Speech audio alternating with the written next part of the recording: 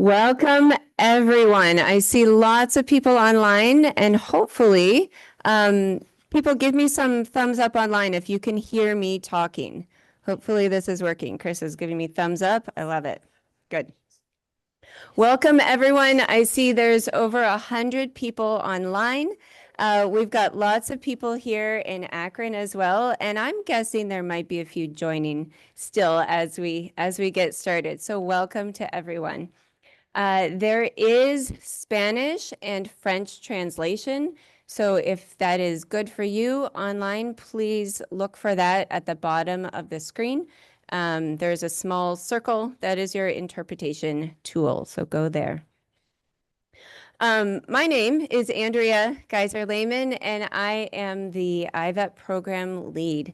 And so I'm so excited to see all of you here online and in person to celebrate 75 years of IVEP, or trainee. If you were in the earlier days, they called it the trainee program.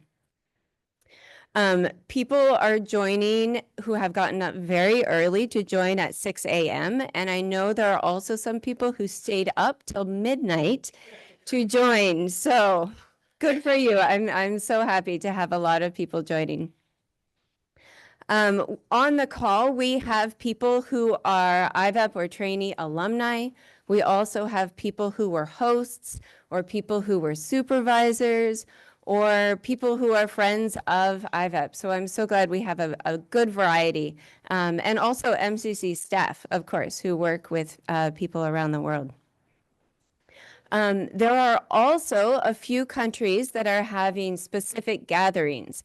So I think these places are gathering in person and have a group of people in Kenya, in Nepal, in Bangladesh, Cambodia, in Canada, Saskatchewan, in South Korea, and China has joined that as well. So there are also groups there. We've been seeing the chat go through to see where people are located, which is great. And those who are having groups, if you want to put in approximately how many people you have in the room, that's a fun thing for us to be able to see too, like how many people are together in Kenya or how many people are together in Bangladesh. We are going to start with a devotional by Rachel Nolt, and she is a pastor at Akron Mennonite Church, which is just a few minutes walk down the road from MCC. If you came here for your orientation, you probably also visited Akron Mennonite Church. So come on up, Rachel, and we're going to hear from you. I am delighted to be here with all of you, those gathering here in this room and those who are online. And I actually find myself strangely emotional about this. So excuse me if I have tears. I have a long connection with various Mennonite Central Committee. Didn't start recording. Oh, I'm sorry. I can do this all over again. Oh my goodness. It is recording. It is recording. Man, oh man. Yeah, I think It is recording. Oh, No, that's that's share. It's recording up there. It's recording. It is recording. Is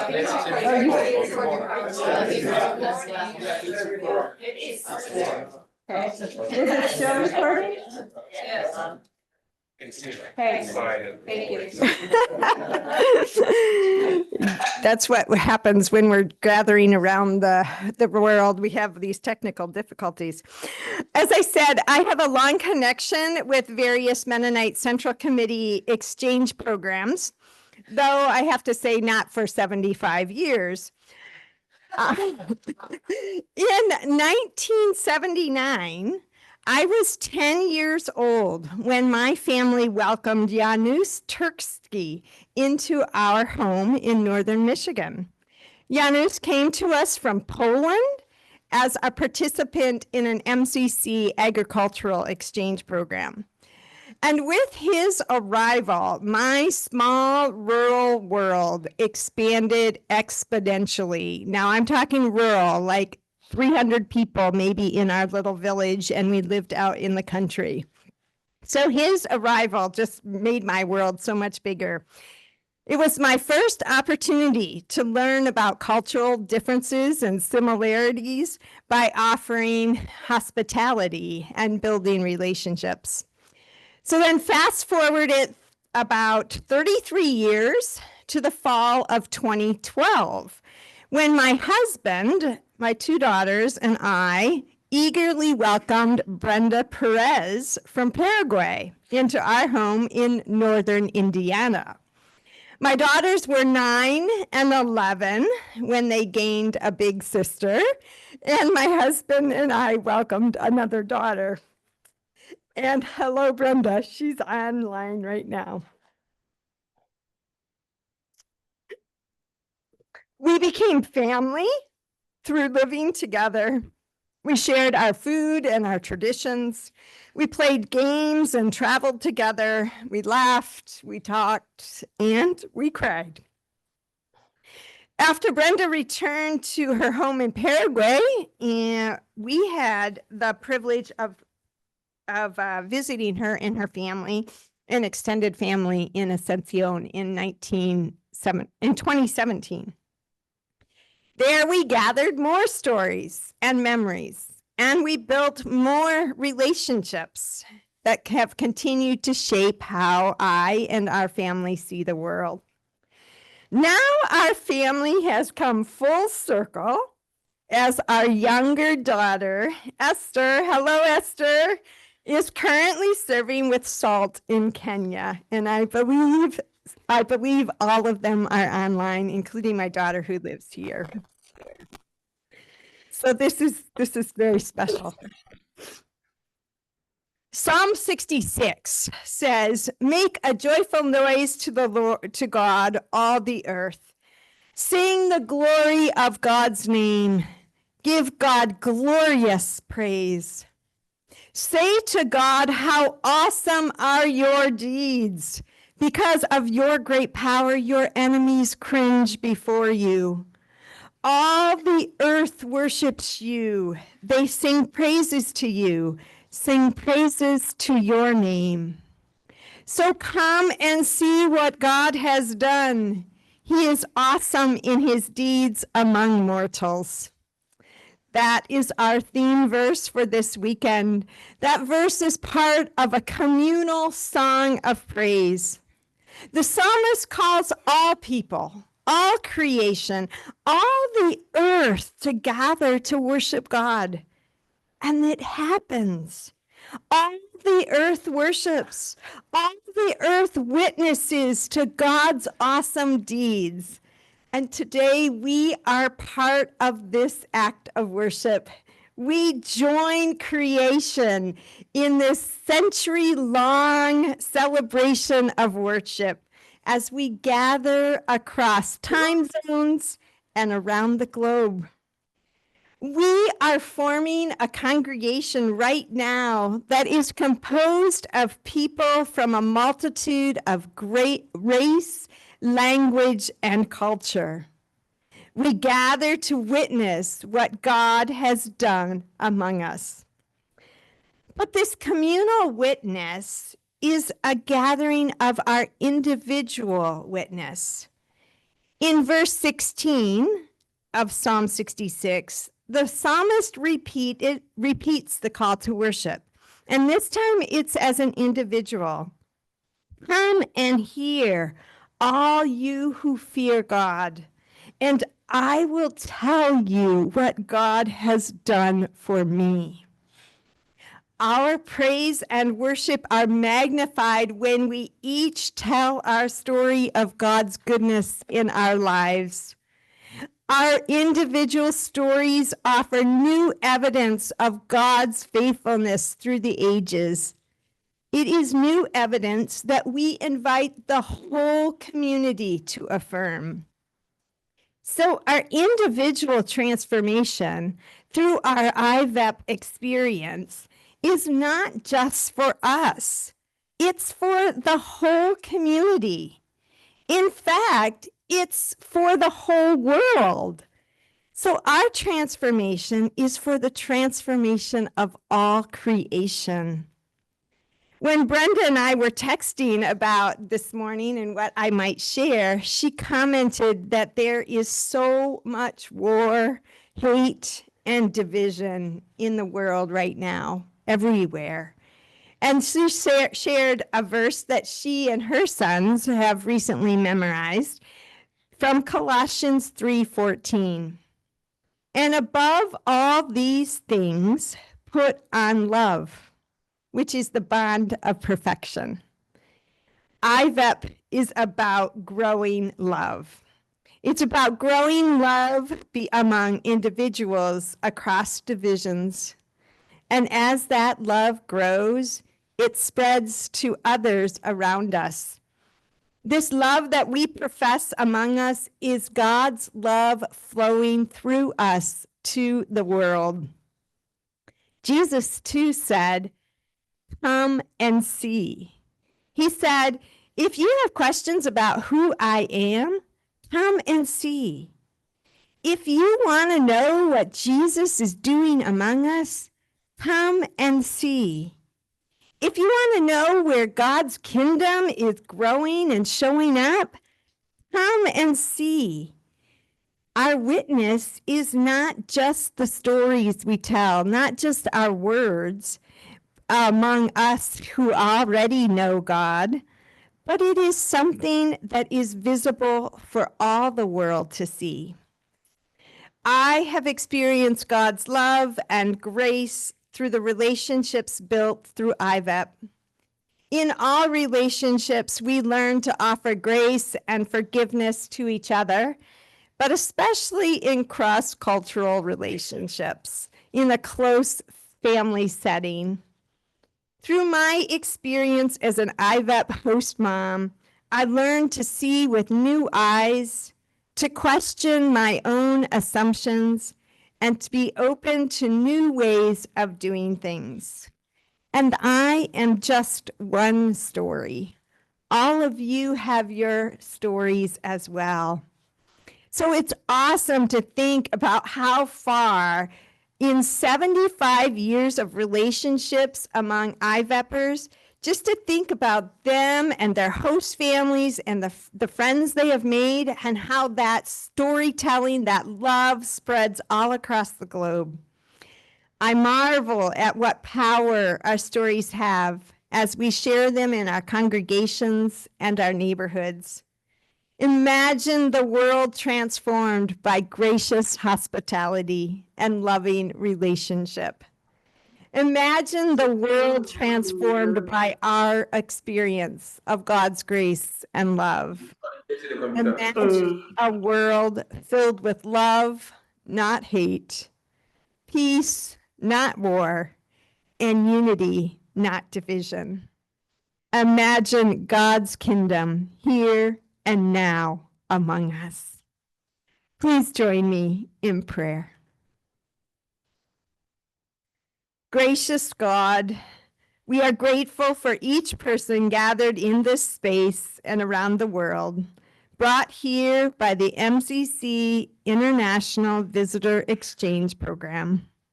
We are grateful for 75 years of relationships built and loved, shared through IVEP. Give us courage to share our stories of your work in our lives with everyone we meet. May your awesome love flow through us to all creation. Holy God, we give you praise for who you are and what you have done among us. In Jesus' name we pray. Amen.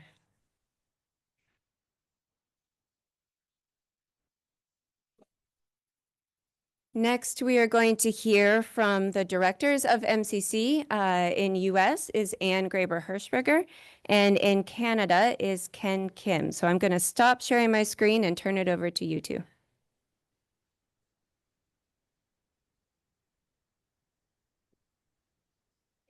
Thank you. Just can I have a thumbs up if you can hear me okay? And Ken, you want to do a check? Yes, I think you Okay. can hear me. And Anne, you're going to put the PowerPoint on? I will, yes. Okay. So welcome to each of you. And we want to add our welcome to those of you online, which it just keeps growing. And I'm trying to not to think about how late or how early some of you are getting up. And those of you also in Akron, Pennsylvania, which is actually where I am at the moment. We cannot know the connection for each of you to IVEP.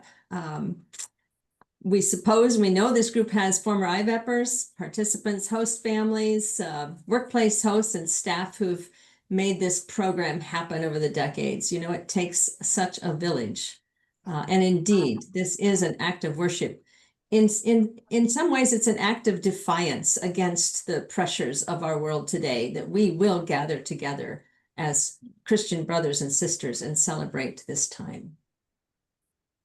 Ken. And thank you for taking the time to celebrate this amazing program. And it's aimed to cross cultures, deepen relationships, and show a different way of the world as God has created it to be.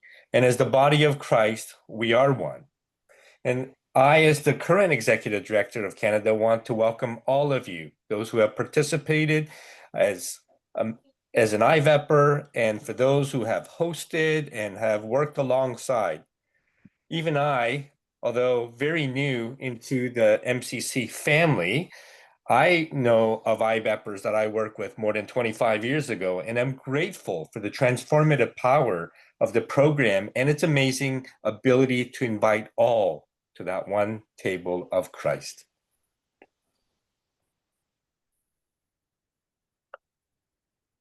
Ken, why don't you go ahead and introduce yourself just a bit?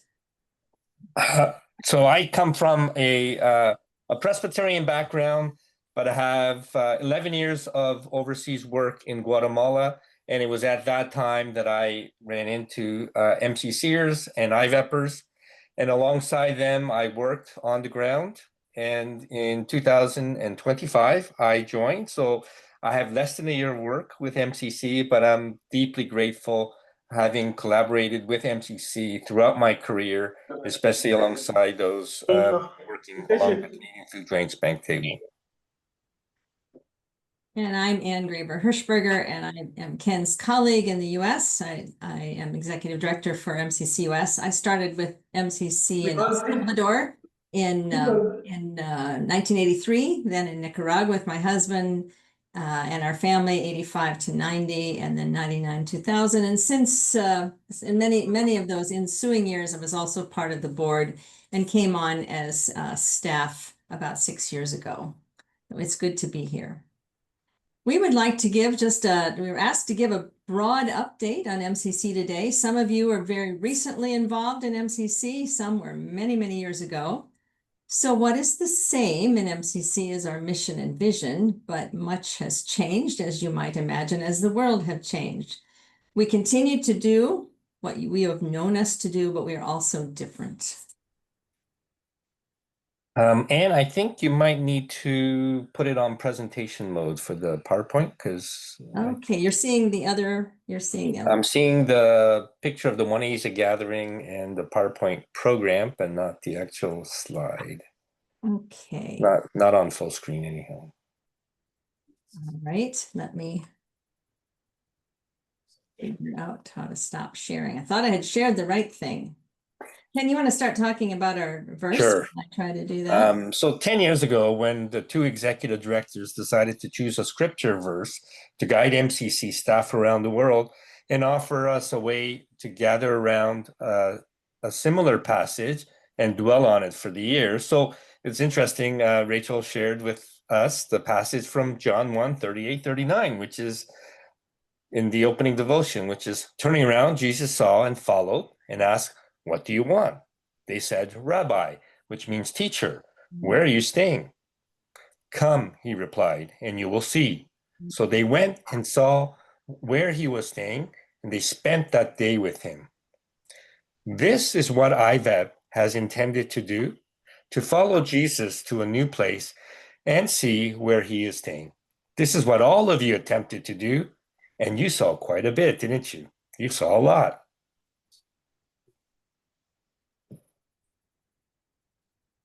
Now, I'm guessing you're still not seeing it. I had this all set up ahead of time.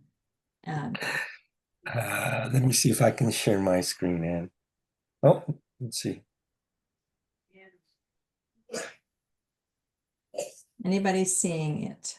We're seeing the One Asia Gathering image. There you go. Okay, you got it now. Not changing? Okay, Yep, you got it. sorry about that.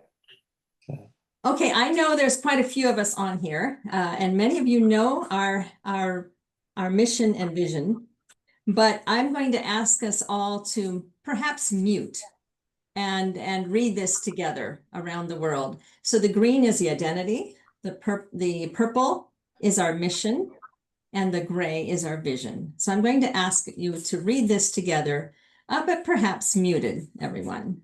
Let's read. Mennonite Central Committee, a worldwide ministry of Anabaptist churches, shares God's love and compassion for all in the name of Christ by responding to basic human needs and working for peace and justice. MCC envisions communities worldwide in right relationship with one another and creation. This is what IVEP has intended to do. This is in what all of us have intended to do. And we do it more or less well as human beings around the world. So we want to name once again our approach to our work and our values, that we approach our mission by addressing poverty, oppression, and injustice, and the systemic causes, accompanying partners and the church in a process of mutual transformation, accountability, and capacity building, building bridges to connect people and ideas across cultural, political, and economic divides, and caring for creation.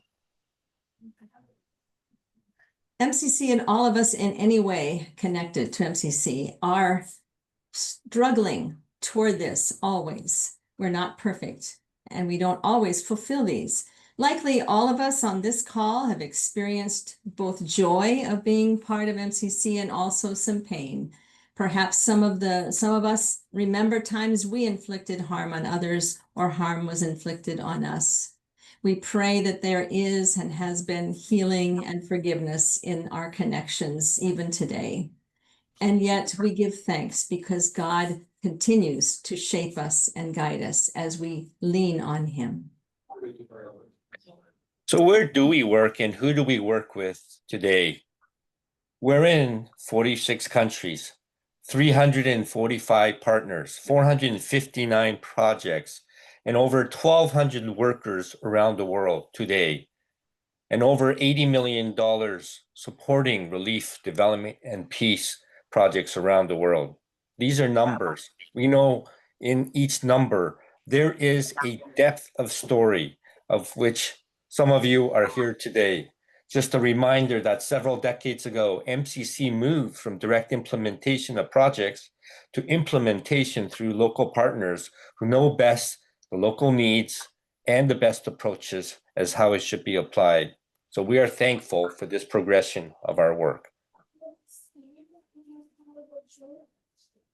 We have about 1,200, just over 1,200 people working around the world, and those are staff of 1 year or more. So it doesn't include the SALT program or the IVEP program. And I'd like to just highlight a bit because of how much many of you have contributed to this work of internationalizing MCC in many ways, that of the 404 persons in the international program, 106 are international staff. That means they're not working in their what we call passport country, their country of passport. There are 280 national staff and 18 seed people who are in a 2-year program, which is almost more like the original service worker program when people are placed in communities and working with partners there. But take a look at this. Look at our international staff by citizenship. It is an explosion over the last decades of who the world is and who we are in the world. And this graphic has given me a lot of joy because I can realize that I have learned from many of the people in these little boxes in these colors. And that includes much of the work of former IVEPers, as well as Yaman, which if you aren't familiar with Yaman, it is a young adult program in a south to south exchange like IVEP that is run by MCC on behalf of Mennonite World Conference. And just a little bit of how I've seen in the last years of travel, how IVEP and Yaman, how IVEP changes people and contributes. So Josue Coulibaly was an IVEPer, and he was in Canada. I cannot remember which province. Some of you on probably remember. He is now leading a partner in his home country. And he's also, last year when I visited, was also, he and his wife were host families for a Yamaner for Deeptika, who is from India. And so we often see this kind of people who had been hosts who had been hosted become hosts, and on the circle goes. So MCC and the church together, what is our future? Well, the reality is visa restrictions have limited involvement of IVEPers in its program to North America. But we will not be defined by who government says we should connect with throughout our world. Our connection is not of this world, though we live in the realities of this world. Our family is defined by our mutual faith in Jesus, our shared commitment to see each other as Christ does. We don't know what the future of IVET might look like given these realities, but the MCC value of connecting peoples, deepening relationships as part of the church in its mission of accompaniment, strengthening, growing, and accountability with one another will continue. And IVET is one of these ways that we do this well. Mostly, we just also want to thank you. Thank you not only for your past participation, thank you for your ongoing interest and support. You would not be on this call if you were not somehow supporting this. We invite you to stay engaged with MCC, visit the website, sign up for In Touch or a Commonplace. You can receive that electronically. Follow MCC on social media. We ask also for your financial donations when possible. Deeply ask for your prayers. These are tough times. We ask you to recruit others and to advocate. There are many, many ways that you can continue to support MCC, but thank you for what you have done.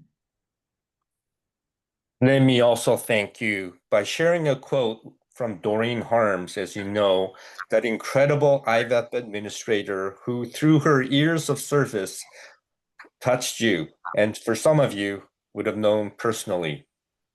Let me share this quote from Doreen.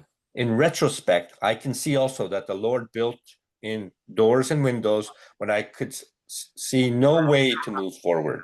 His answers would come in time, in his time, not mine. It was a program fraught with human frailty, not the least of my own, but also the humanness of everyone involved. Because of this, it could never be perfect, but it was blessed. I see how some of the seeds planted then have grown and blossomed. It's a peace program that works, and not in a big sweep, like one small ripple in the water at a time, each ripple enlarging with every expanding circle. It's a 5 loaves and 2 fishes program in the hands of the Lord. Thank you, Doreen, for she gave us a spirit that we continue today. And thank you for all of you for joining us today. Amen. And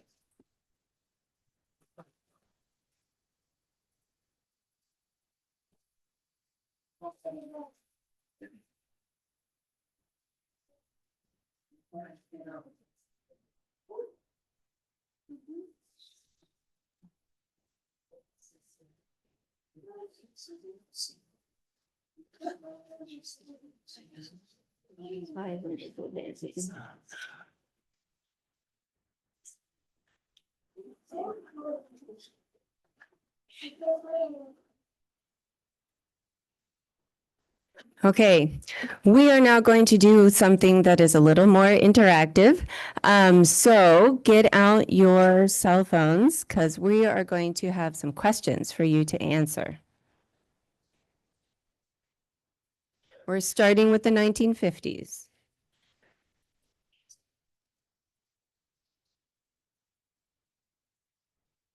So this is Menti. You can scan the QR code. Scan the QR code or go to menti.com and put that code in. We're going to use this throughout the call, so keep that website or that app up because we'll come back and use it multiple times.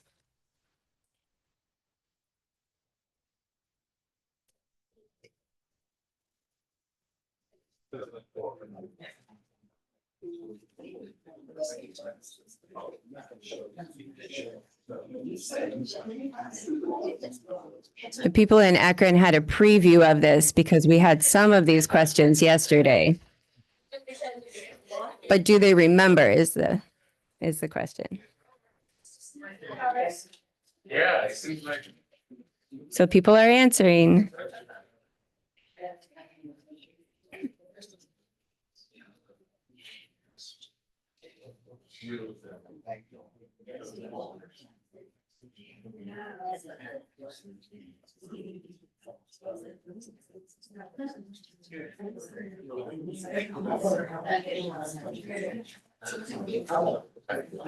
Okay.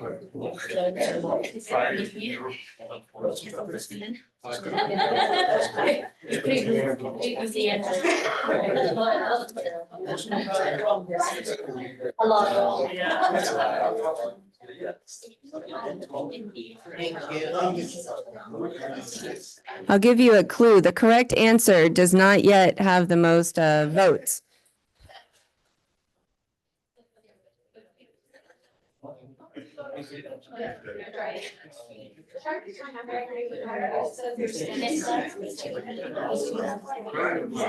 Okay, we're going to move on. Hopefully you can get the scan in and get it.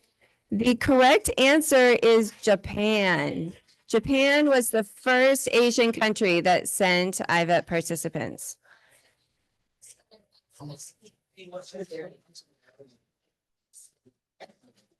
Okay, here's another question for you. You should be able to use the same website, the same scan. Oops. What did they bring to IVEP initially? So you can type in, what do you think people were coming? What kind of skills did they bring?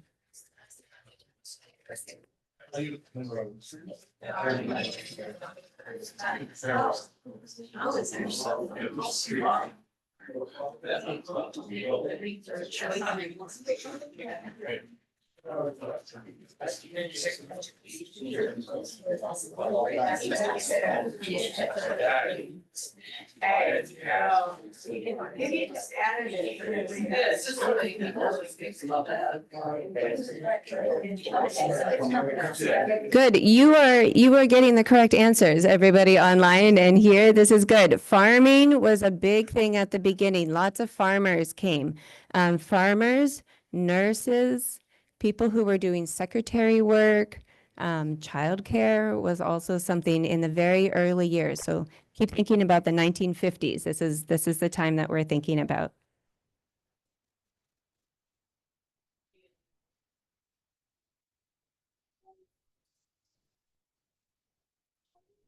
Okay, so keep that open and we'll come back to that and we'll have some more questions later. But as we've said, Doreen Harms was a big person in the program. And so I found some journal entries her relatives sent to us at MCC. And so Beth Good is going to read some of those. No, not Beth Good. We're going to do some, Winda is going to read some quotes first. So come on up. Winda is from Zambia.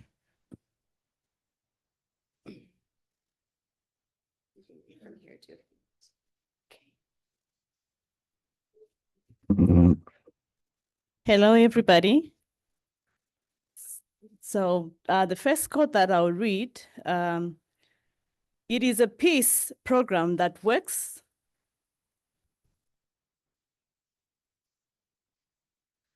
It is a peace program that works not in a big swap, but one small ripple at a time, each ripple enlarging with every expanding circle.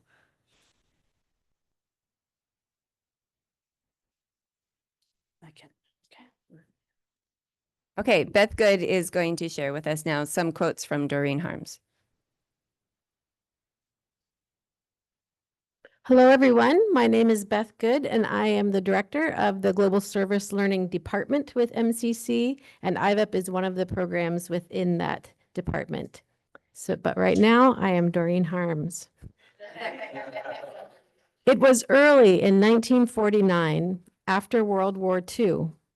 Some Mennonite Central Committee relief workers in Europe saw what a difference new people who had been called the enemy made in their lives.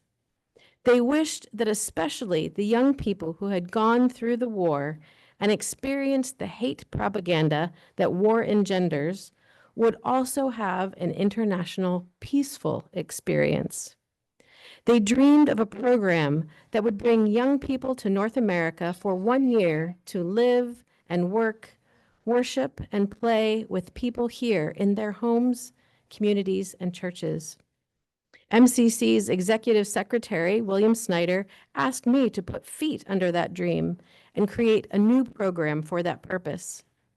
The U.S. Department of State in late 1949 approved MCC placing young people from Europe in agriculture in the U.S. for 1 year to gain experience vocationally and for people-to-people enrichment.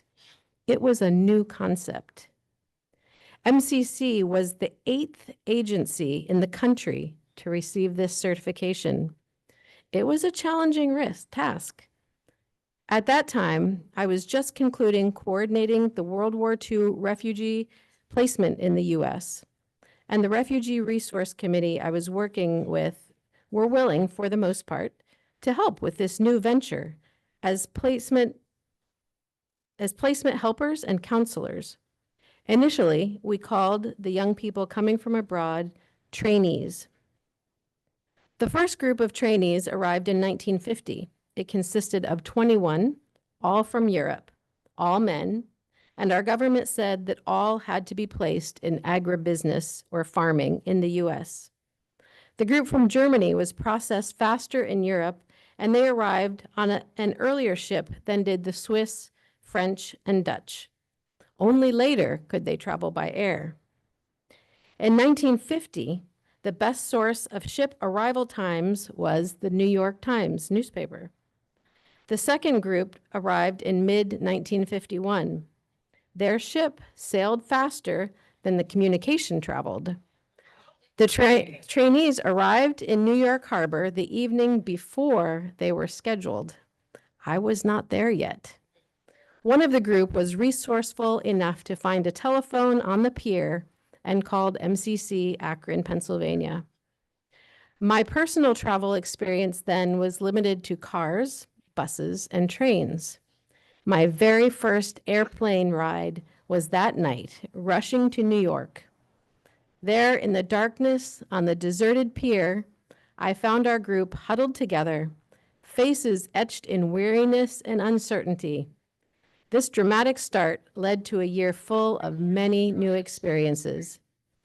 Already in the second year of the program, the government approved some placements in addition to agriculture and also allowed some women to come. In 1955, MCC obtained permission for Japan and Paraguay to send participants into our program. It was no longer just European. And 2 years later, the West Bank was included. Almost every year after that, additional countries were approved for our agency until there were no restrictions on countries. A wide scope of vocational placements could be arranged as time went on, and the program lost its trainee designation. It became the International Visitor Exchange Program instead. Through the years, my most vivid and lasting memories are created by people. the young people in the program particularly, but also the sponsors and the hosts in North America, the diligent committee members in the U.S. who helped to place and counsel the participants, and also the church leaders overseas who were responsible for sending the appropriate candidates for the program.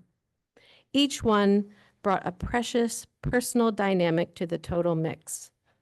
There were vast cultural differences existing between these parties and normal rough edges here and there, and it was apparent time and time again that God was in control. When a person of the same culture is placed in a family which he or she did not choose, the potential for problems is great. Add a new culture and a new language to the mix, and the problems are monumental. But the Lord was not sleeping. In retrospect, I can see also that the Lord built in doors and windows when I could see no way to move ahead. His answers would come in his time, not mine. It was a program fraught with human frailty, not the least of my own, but also the humanness of everyone involved. Because of this, it could never be perfect, but it was blessed. I see now how some of the seeds planted then have grown and blossomed. It's a peace program that works, not in a big sweep, but like one small ripple in the water at a time, each ripple enlarging with every expanding circle. It's a 5 loaves and 2 fishes program in the hands of the Lord. Now that I'm retired and part of the grassroots constituency, I'm delighted to discover that so many ties still bind from years ago. Many IVEP participants from abroad are still in touch by letter, email, telephone, or person with their family here. Children of former sponsors, now grown and leaders themselves, talk of this ministry as they were growing up. There are occasional sore thumbs. I had a sore thumb recently, and at the time it seemed like it was the most important member of my body. My sore thumb was always needed and then always pained. Now it's healed, and I hardly know I have a thumb. There were the occasional problems such as personality clashes, emotional immaturities, or other negativities which hindered the capability and success. As my sore thumb once did, they stood out as big and important then, but time heals. Now, when viewed in perspective, they were part of the growing and learning experience. In addition to administering the program, I also became a participant in hosting 25 IVEPers through the years. They were in my home for either 6 months or 12 months, while their working experience was at MCC. This was not only a learning experience for me, but truly a blessing, as each one contributed so much to my own life, and through them I learned to appreciate the people in their countries in a more personal way than any newspaper or TV enabled. I have visited quite a number of former IVEP participants in their home countries later after the program year and continued to correspond with them from time to time. It's like a worldwide bond. The mid-year and year-end conferences remain as wonderful memories.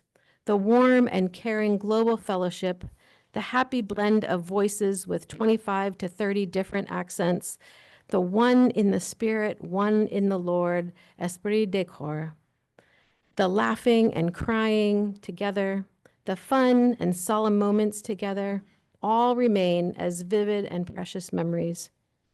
These conferences were always held in some Mennonite community between Pennsylvania and California. It was great to learn to know people in those communities and a blessing for those churches to link up with the international visitors. So some of the many participants of the program still remain in touch with me. I have an album for each alumni year with pictures then and now, wedding announcements, baby announcements, etc. As I page through these albums, the memories sharpen and time falls away. Were there out of the ordinary incidents? of course. There were many, but memory has dimmed a good bit. But a few quick ones. How surprised I was at the end of 1 year to receive a quilt with one block made by each of the IVEPers. The instigator of the project, a young lady from France, had the ladies of the church she attended in the US quilt it after the blocks were made. Vietnam changed so much during 1974 and 75 year that the two participants in IVEP could not return home for fear of reprisals due to having been in the US.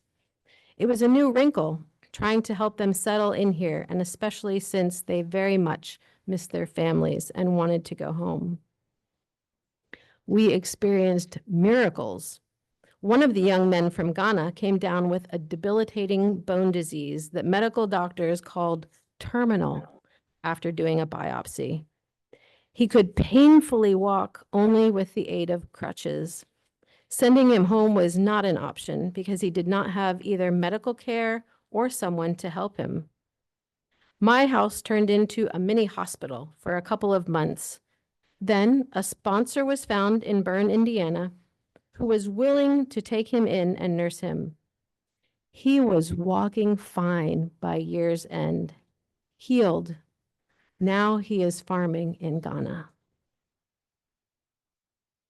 We had a Dutch young lady 1 year who appreciated the program and MCC so much that she wanted to help MCC financially. At the group get-together, she suggested that each of the IVEPers donate some item to be sold at an auction. The auction was held at a neighboring church. One of the exchange visitors was given an auctioneer's hat, and the church's members and MCC staff present were invited to bid at the auction. I don't recall how much money was raised. It was the intent that spoke much louder than the proceeds. The first snow of the season always brought ohs and ahs from those seeing snow for the first time. My Zimbabwe trainee also was amazed, but added, "Now I understand the Bible verse better when it says, whiter than snow." At one mid-year conference, one of the Paraguay young ladies reported her purse missing in the church where we'd met. Everyone searched the church thoroughly, but to no avail. A report was filed with the local police.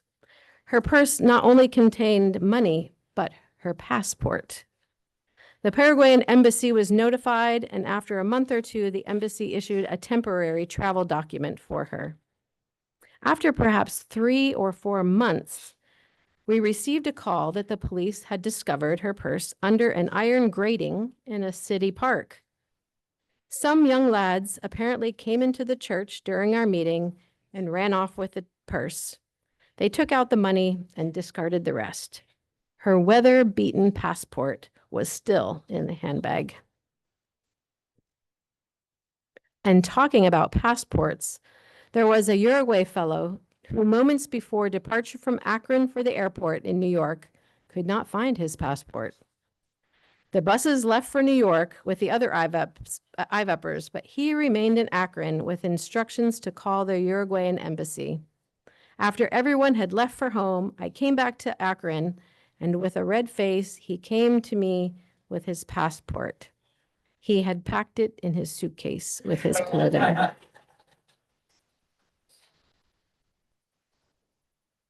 It was Sunday at noon. There were 7 international young people in my living room waiting for the noon meal. Jose and Jeanette of Honduras, with their arms entwined around Maritza of Nicaragua, burst into the kitchen to announce, "Our countries are at war, but see how we love each other." Another example of caring, just recently from Bolivia, I had a note from a program alumna. "I understand you live in Kansas in a retirement center. Is that really the best place for you?"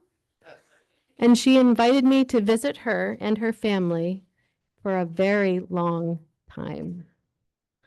I could thank her sincerely and assure her that though I am still in the retirement center, I am living independently and there is good camaraderie there.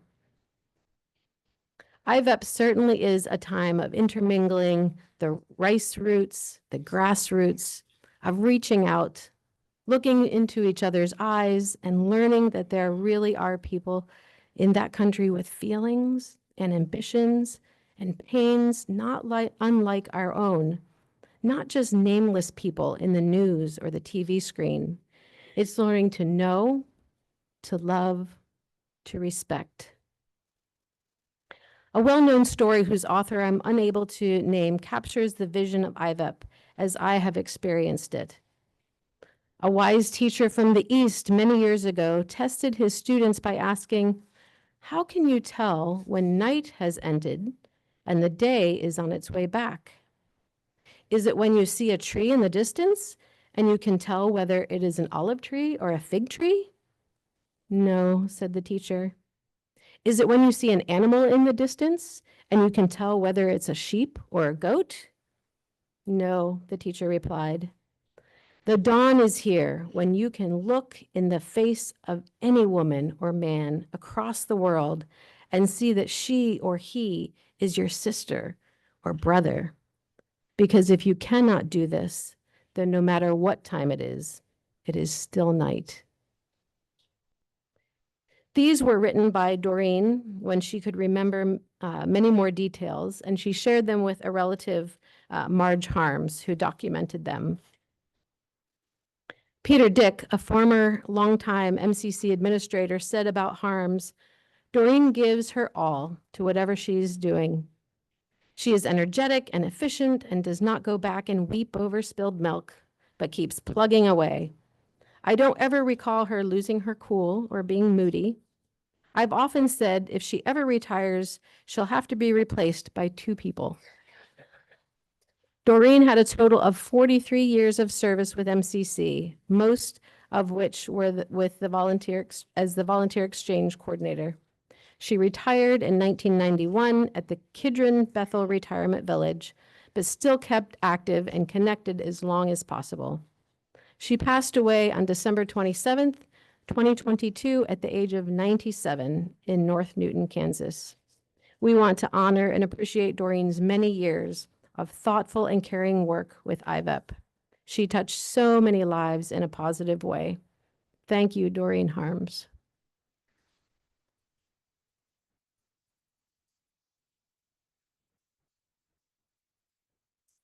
We've mentioned this song already, and we sang it here in Akron, but we're going to hear it in a couple different languages throughout the morning.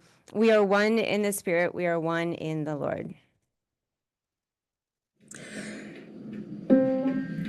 Wir sind einig im Geiste, wir sind einig im Herrn. Wir sind einig im Geiste, wir sind einig im Herrn.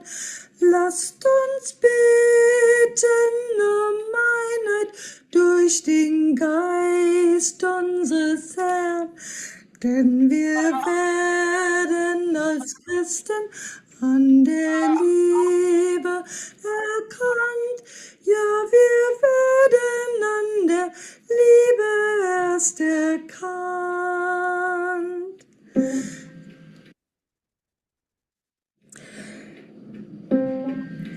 Wir sind da. We have a couple more quotes from Winda to read.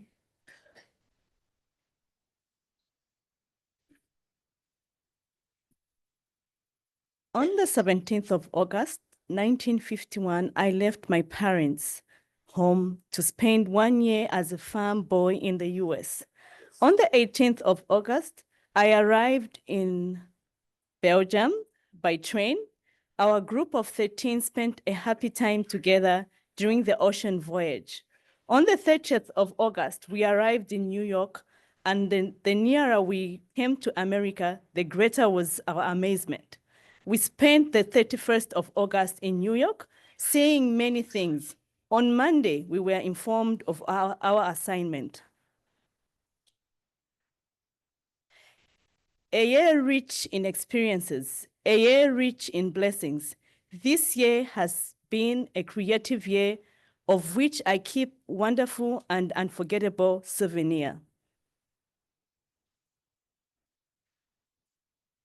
And I also have pictures of different people who led the program through the years. So some of you may recognize these people as they come up.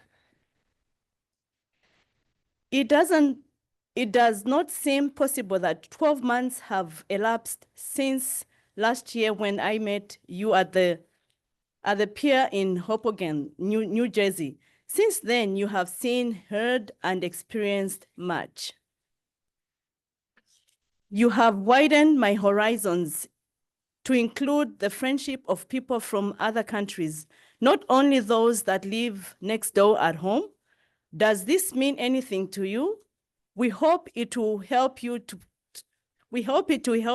be a better citizen in your community and make you a deeper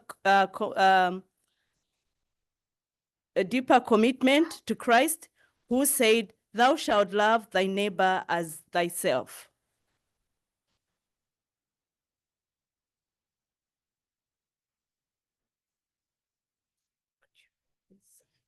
I can see the nice trip The nice trip on the boat was like a luxurious vacation to me. I really enjoyed all the activities. They varied from museums, weddings, and sales to a tour through a funeral home and public pancake and sausages suppers. I surely will miss many things when I am at home again. And so I look forward to September 1 when the boat anchors in Rotterdam. Now we're moving to the 1960s, and we have some more trivia for you.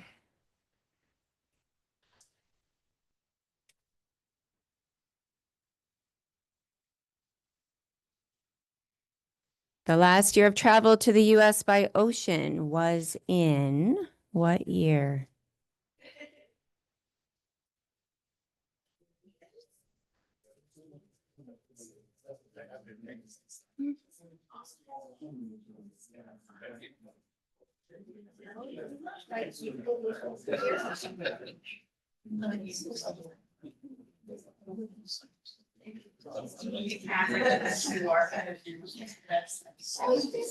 I heard a story recently that the group of IVEPers who arrived by boat, they were then scheduled to return home by airplane. But they rebelled and they said, "No, we have too much stuff. We want to go home by boat again." And so MCC changed and they let them go home by boat. The correct answer to this is 1969.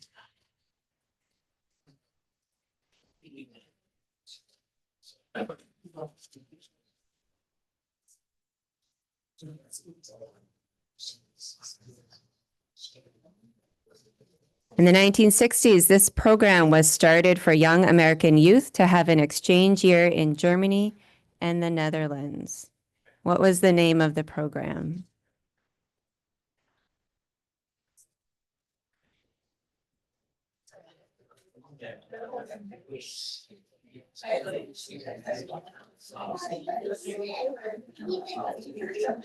All right, you're doing good. You're doing good. Intermeno was the name of the program. Good job.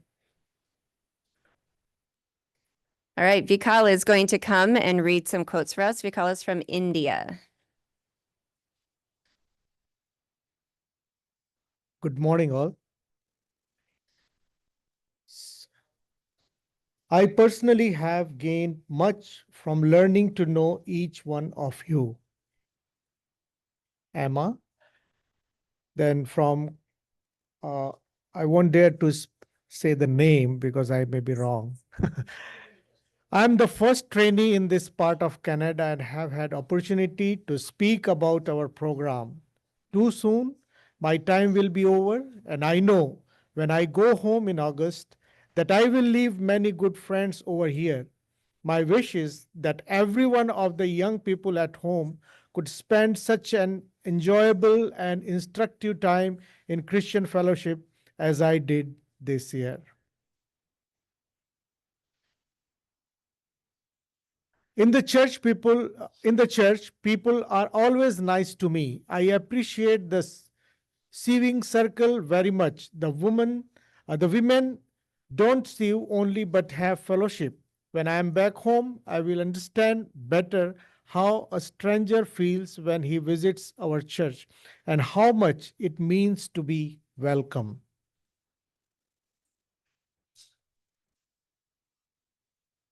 What made my ear good was the smile of a stranger in the street, a child's hand in mine. It's high martise, mache. The light left on for me when I got home late. A cup of coffee. The pride I felt after I baked my first cookies and the first violets of spring. Okay, thank you. Another mentee here.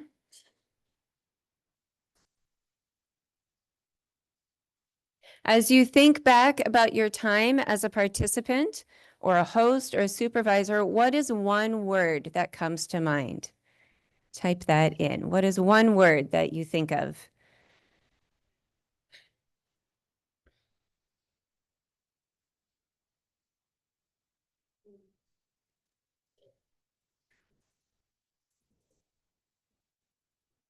And if Omar Gur, if you're online, you're going to be up next.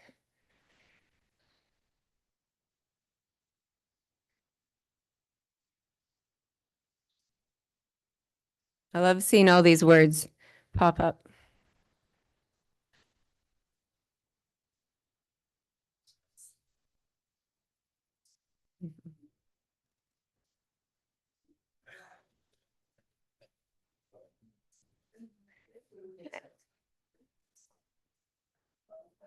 Excellent, thank you.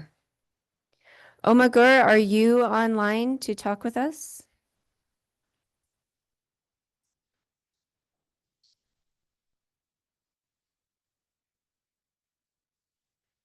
Maybe not. We'll keep going. We're going to the 1970s now. And a few more questions for you. Blooming Glen Mennonite Church hosted orientation for the first time in what year?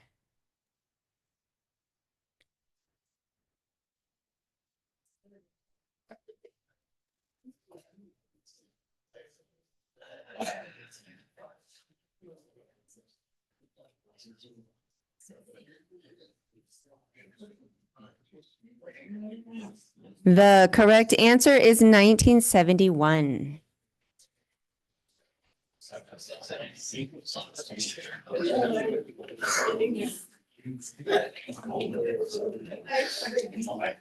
In addition to the trainee program, Doreen Harms also wrote about an agricultural trainee program with workers from where?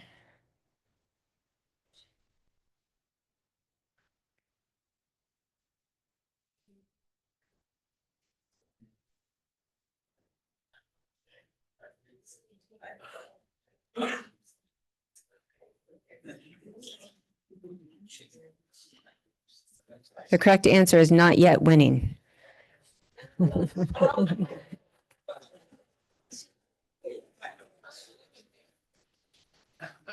right answer is Yugoslavia and Poland.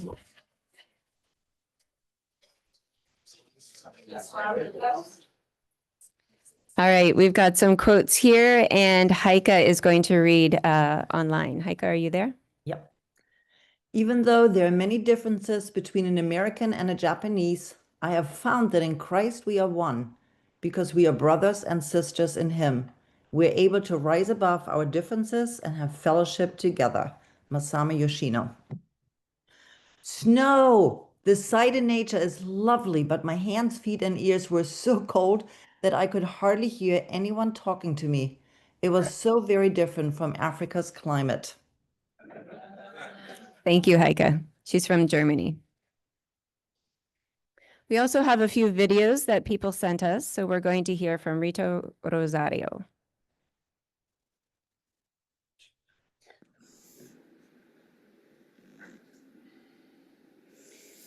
My name is Rita Rodrigues Rosario. I am from Brazil.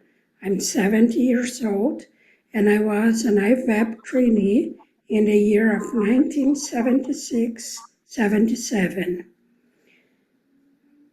I was a trainee first in Montreal House of Friendship and second in Amarillo Community Center, Texas. IVEP influenced my life in many ways. It opened my eyes to other cultures and gave a new direction to my career.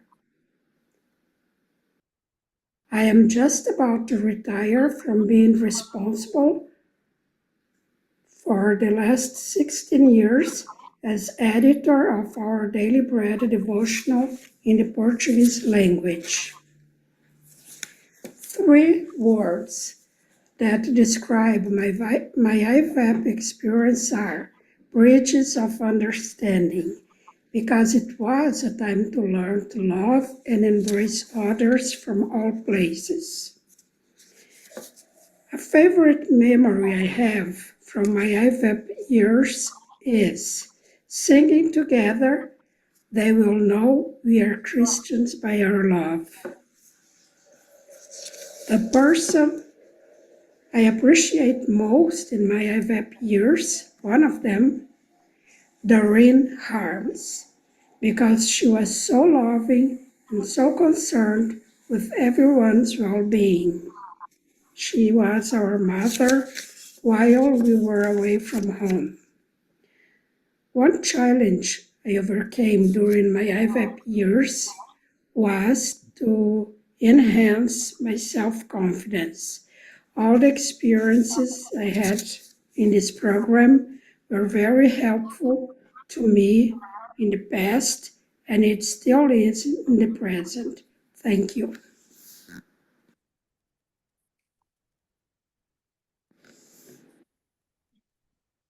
Many of you who participated in the 1970s and 80s will remember starting and ending your year at Blooming Glen Mennonite Church.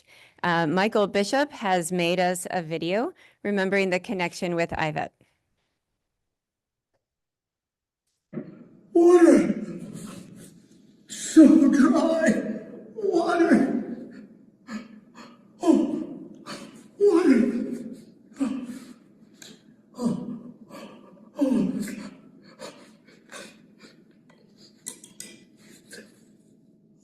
Oh, that's better. Well, believe it or not, I am not a trained actor. I had the nerve and I had the pleasure of performing this simple, silly skit.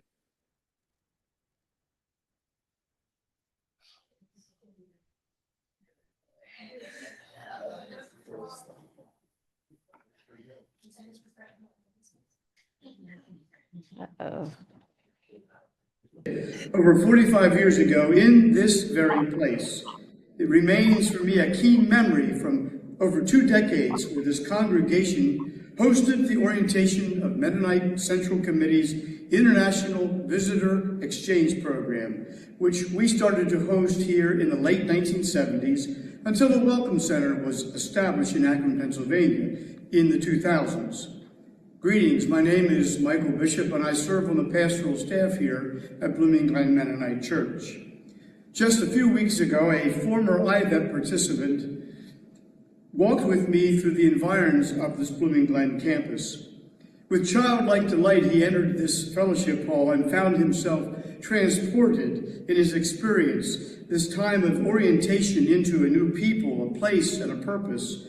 It was for me a moment of awareness of how our moments of time provide such impact on life-affecting direction.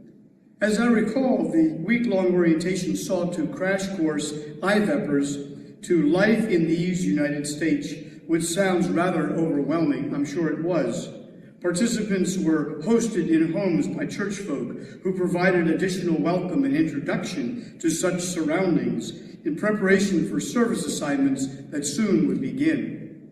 A highlight of the orientation week was an all-American meal of hot dogs and baked beans and applesauce, and was open to the youth of this congregation, ending with an informal talent show where singing and skits helped to bridge the language barriers and remind us more of what we held in common rather than what might divide us.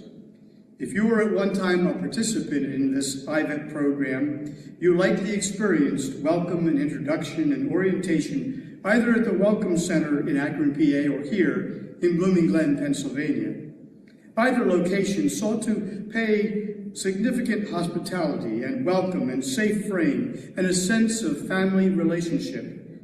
Many of the friendships established in those days continue to the present. The body of Christ resides beyond geographical borders, despite the challenge of distance, cultural and political divides.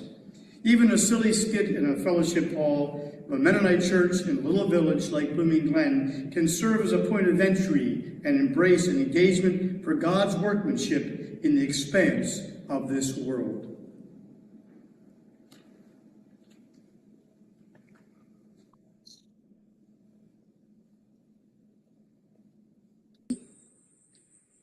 A meeting place was first established in the village of Blooming Glen in 1753. Actual buildings have transformed over the years from a log cabin to the present. Each generation has sought to keep in step with the Spirit's call in relevant ways and means, leading to additional points of relational connections.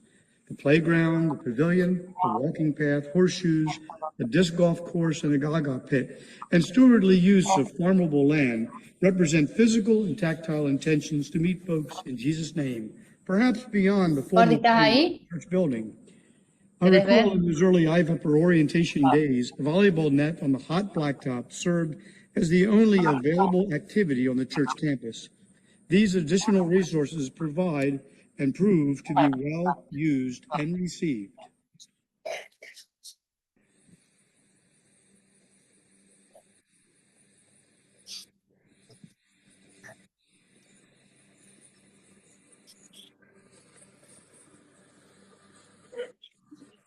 Our final stop on this little journey of memory and story is the commemorative gravestone of Clayton Kratz, who was born, raised, educated, and taught within a 5-mile radius of this very spot.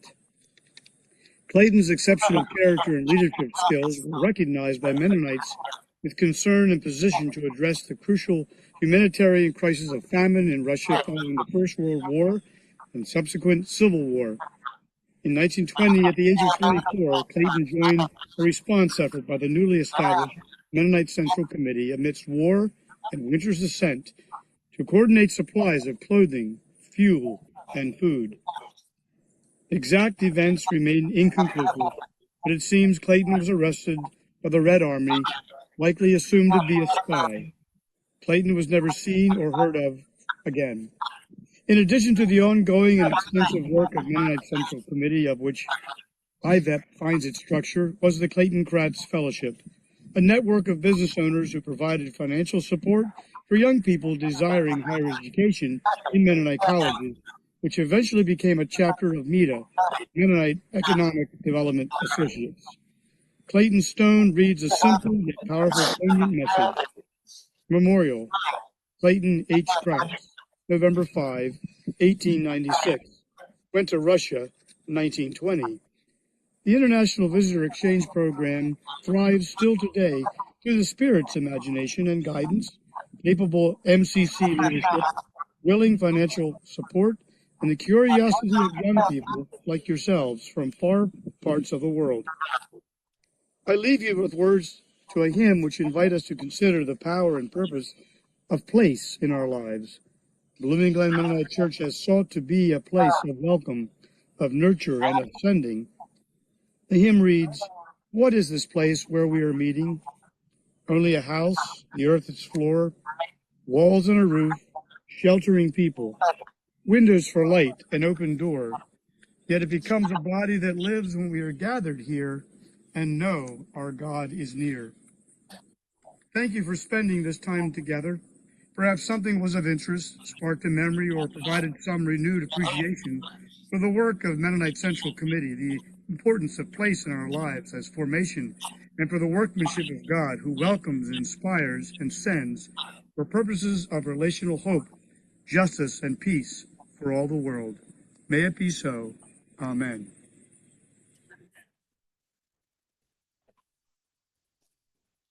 Thank you to Blooming Glen Mennonite Church for hosting IVEP orientations for around 30 years. That's a long time of connecting with IVEP.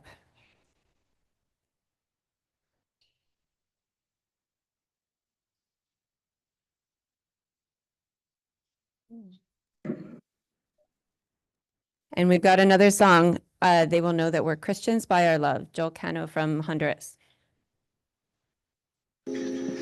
Somos uno en espíritu y en el Señor. Somos uno en espíritu y en el Señor. Y oramos que un día sea total nuestra unión. Y que somos cristianos, lo sabrán, porque unidos estamos en amor. Gloria al Padre que es fuente de toda bendición. Gloria a Cristo su Hijo que nos da la salvación. Y al Espíritu Santo que nos une en comunión. Y que somos cristianos, lo sabrán, porque unidos estamos en amor. Porque unidos estamos en amor. Porque unidos estamos en amor. I want to wish a very happy anniversary, IVEP, 75 years, for the glory of God. Greetings and blessings from Honduras. Thank you.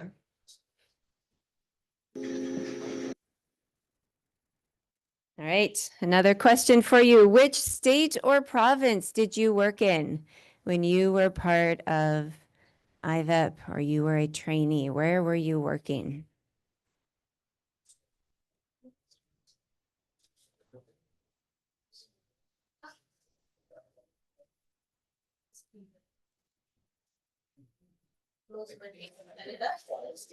Yeah, provinces? Any provinces? Good. Mm-hmm.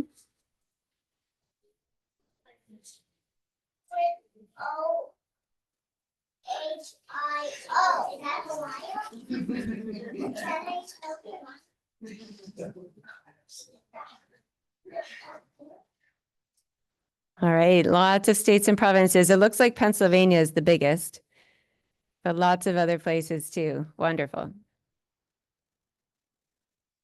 Okay, we're headed to the 80s, going through time here. Trivia.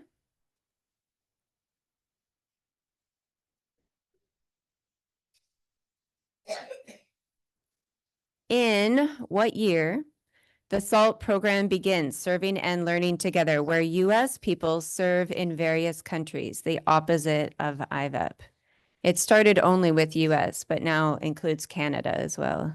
But what year did it start?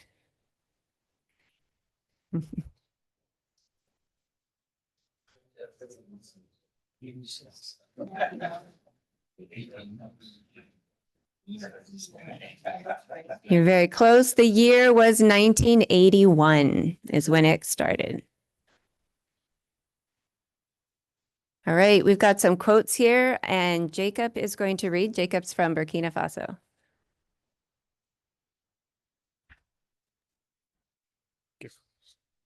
Hello. I'll never forget my very first day in Canada. There, I was going to live with English-speaking people without knowing English. I surely will have a lot of funny moments to remember. Like sometime I wouldn't know what we're going to eat for dinner, whether soup a soap.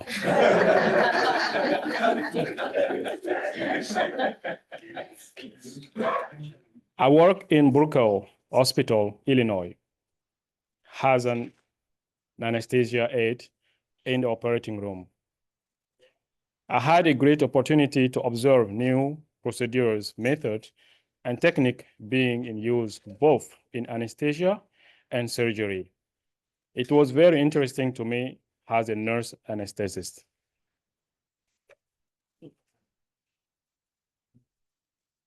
And we're going to hear from Wilmar in Colombia. Hi, everyone. My name is Wilmer Daniel Góngora, and I'm from Colombia, and I live in Colombia. I participated in the IVEP program 1983-1984, and I was based in Manitoba in Canada.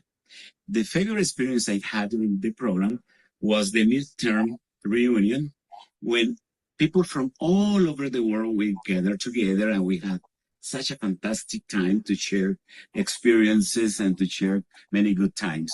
And the person I most appreciate during my program is Herb Newfeld. He was my foster father. And by the way, we eventually became the very, very, very good friend. By the way, until today, he's my best friend ever. Thank you very much and see you soon.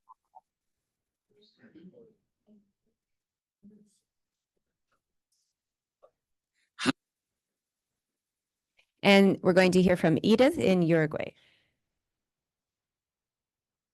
Hola, mi nombre es Edith Moyeico, yo soy de Uruguay. Participé en el programa de intercambio de MCC desde agosto de 1984 a agosto de 1985.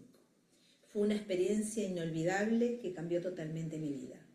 Hubo un antes y un después. Cuando llegué a Estados Unidos prácticamente no sabía hablar inglés, nos encontramos con todos los trainees, por supuesto que nos acercábamos más a lo que hablábamos más español. Y después de mi primera conferencia me tocó ir a California, a Ridley, ahí trabajé en un daycare center, donde también me recibieron de brazos abiertos, me ayudaron en todo, mucha gente de la iglesia se acercó, me invitó a la casa, me llevaban a conocer lugares, realmente me recibieron de brazos abiertos. Después vino el tiempo de las vacaciones, donde pude visitar amigos que ya conocía de Uruguay y también de la segunda conferencia en Ohio. Ahí nos volvimos a encontrar con el grupo grande, donde yo ya sabía hablar inglés y entonces eso facilitaba mucho las cosas. Fui a mi segundo semestre en Pensilvania. También allí en esa área había más trainee, lo que facilitó el conocernos más y estar juntos con muchos amigos, con los cuales hasta hoy mantengo la relación, nos escribimos, nos llamamos, con algunos nos visitamos.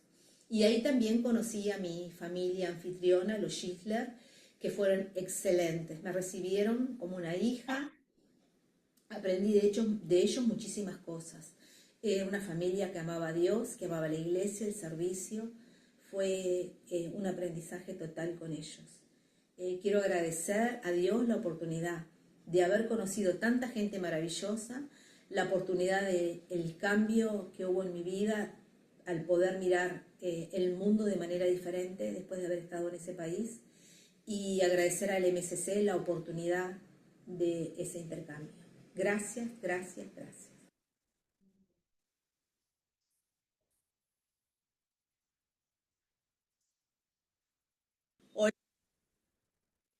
Next, we have Sophie Tisanegbike. She's going to share with us. Sophie has worked with MCC for many years as well, mostly as a provincial support to IVEPers who are living in that province. But she's going to talk with us about her experiences with IVEP. Go ahead, Sophie.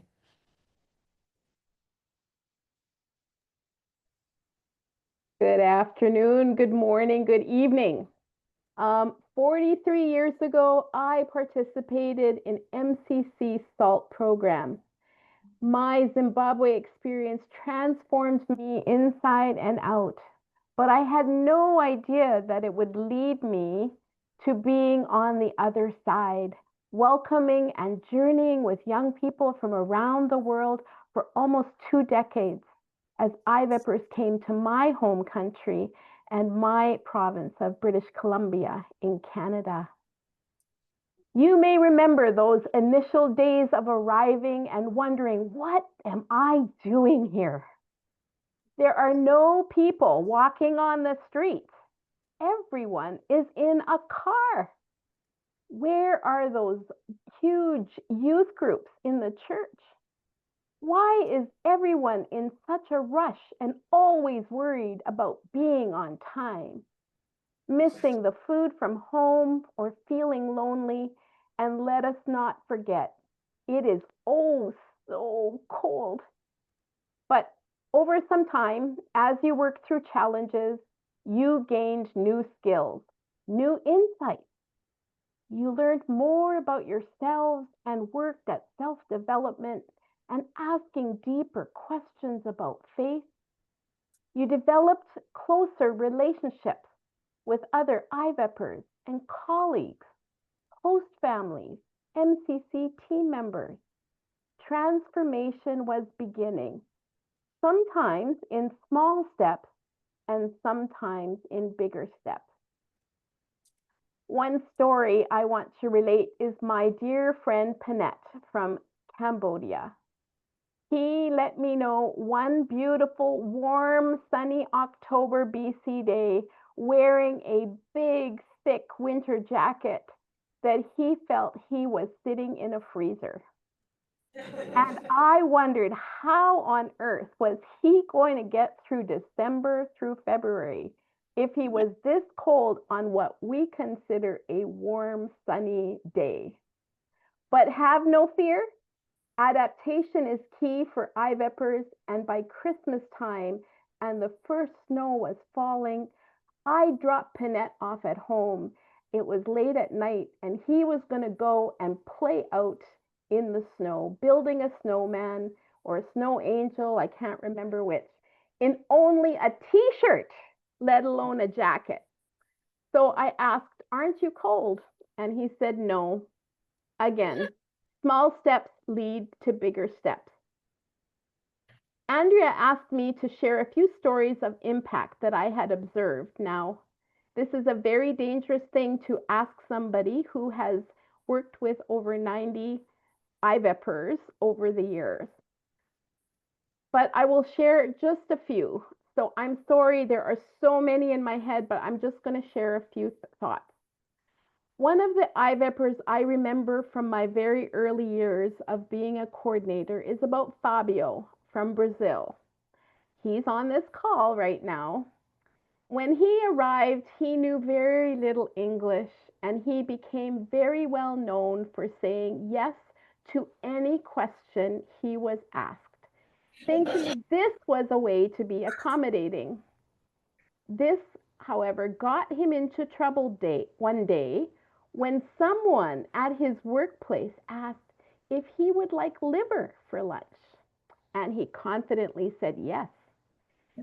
When he was dished out liver for lunch, he began to realize that yes was maybe not always the best answer. However, this was only the beginning of his journey, and he was able to overcome those language hurdles. And at the end of his year, what incredible growth was witnessed as he shared how deeply this experience and his connection with people at MCC, the church, and his home had shaped his faith and understanding of Anabaptism.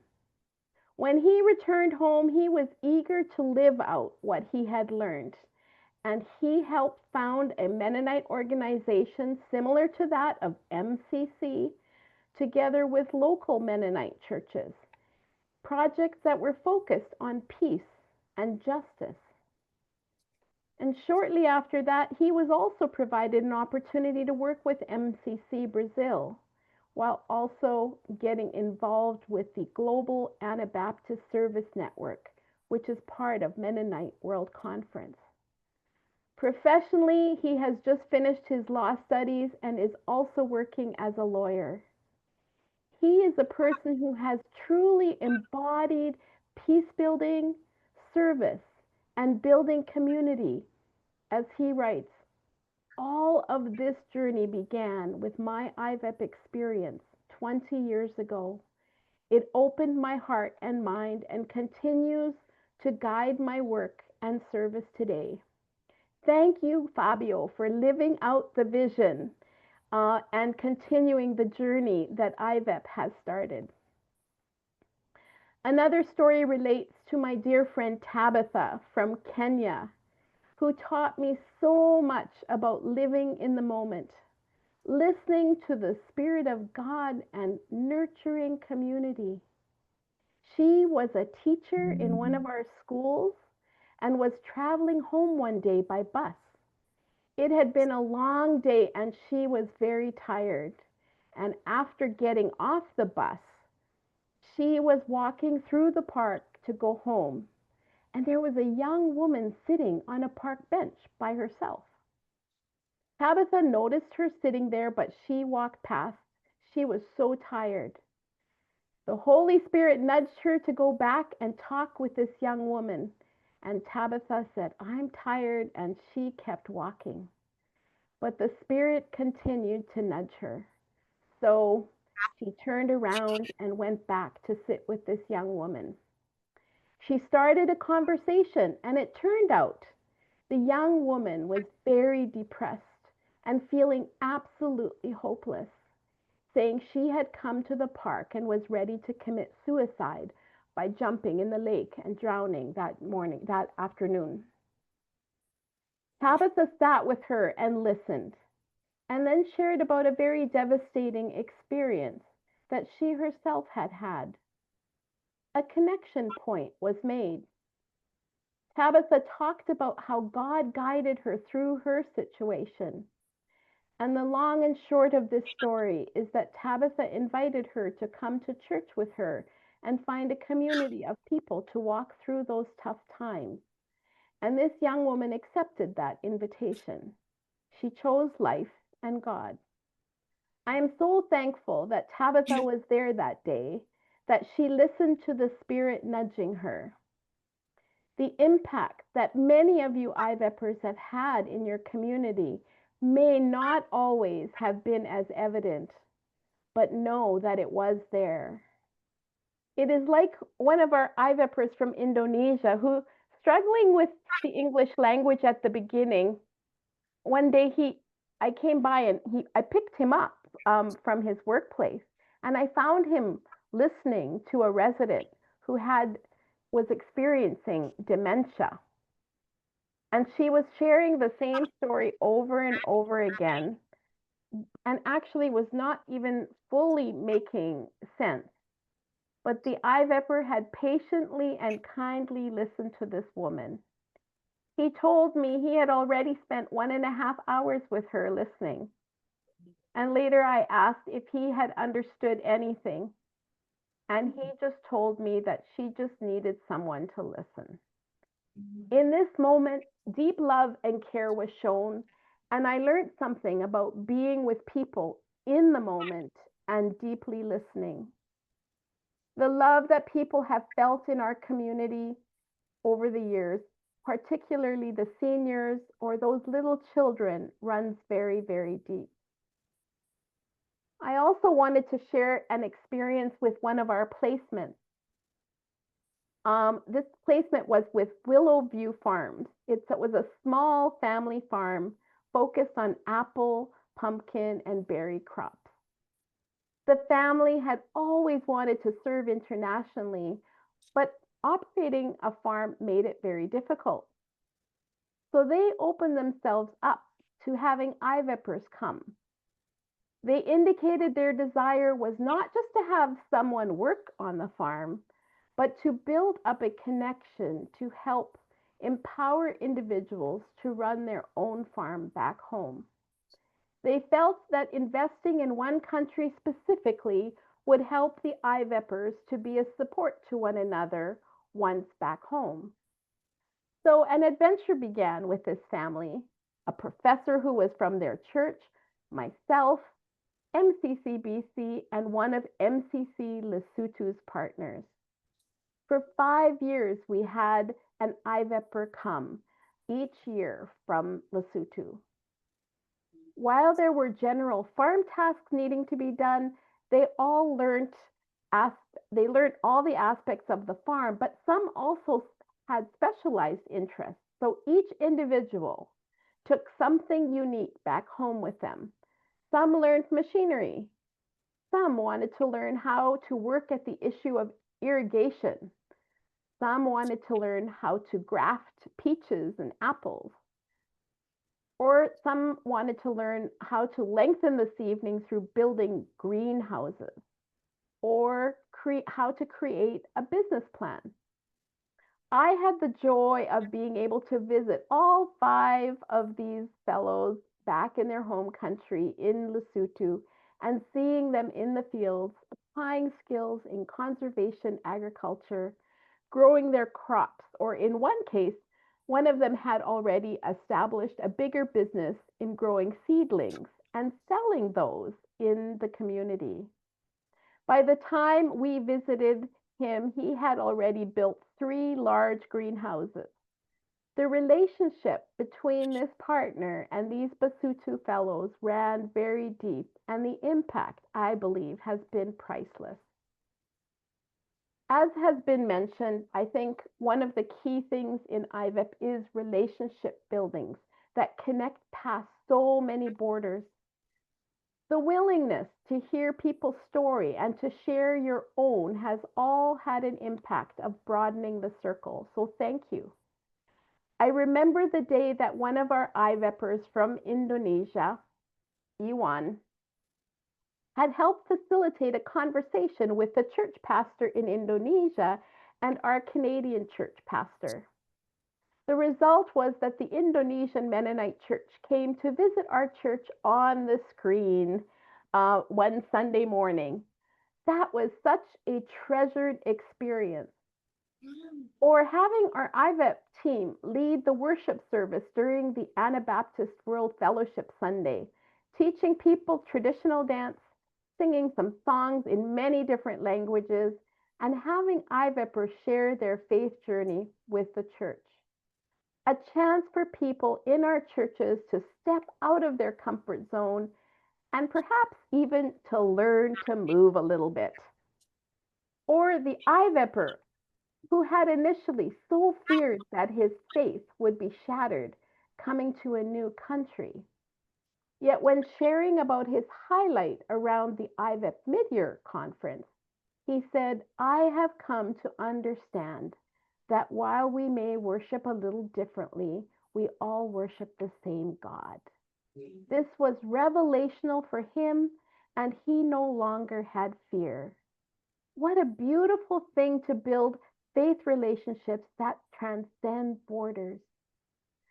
I recall stories of such joy when I heard of host families who had opened up their home to an IVEPer and had an opportunity to later be hosted by the IVEPer in their home country. In one case, one of those IVEPers actually passed away tragically, and the connection had run deep. So while it had been years since he had served in BC, I organized a small memorial service in which we gathered people together to remember Mwemba from Zambia and the impact that he had had on our lives. There were also IVEPers who built connections with other team members. We had a number of German service workers and other IVEPers, and later having an opportunity to visit one another in their home countries, or attending Mennonite World Conference and reconnecting, or just plain staying in touch. Lifelong friendships and connections have been made through IVEP. For me, this is the Southern African Ubuntu principle. My humanity is caught up and inextricably bound up in yours. A person is a person through other persons. You yourselves will remember how stereotypes were broken and an interweaving of friendships transpired across continental lines. As we meet today, we witness the impact of those relationships and connections and the impact. And finally, one of my biggest gems is to see individuals blossom. When they came very shy and quiet with lots of self-doubt, for me to help nurture and witness that these individuals were not only building their technical skills, but also building up their confidence and sense of worth as a child of God that is interconnected in a broader world. The bottom line is your contribution and voice matters. And while I have so many more examples, one individual, Anna from Laos, who recently wrote me back, shared, IVEP was transformative, and I'm no longer the shy individual who hesitated to step outside my comfort zone. Through this journey, I've learned to embrace new experiences, take on challenges with confidence, and grow both personally and professionally. She went back home and became the MCC exchange coordinator back in her home country, helping Salters and Yamaners to navigate culture, planning orientations, retreats, and troubleshoot through challenges. I have no doubt that she was an amazing coordinator. I give God thanks for the opportunity to meet and be blessed by so many of you, whether you served in BC or I have met you through conferences.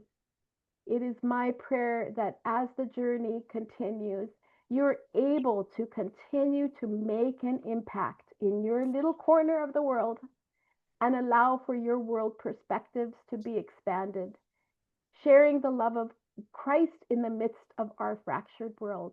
Amen. I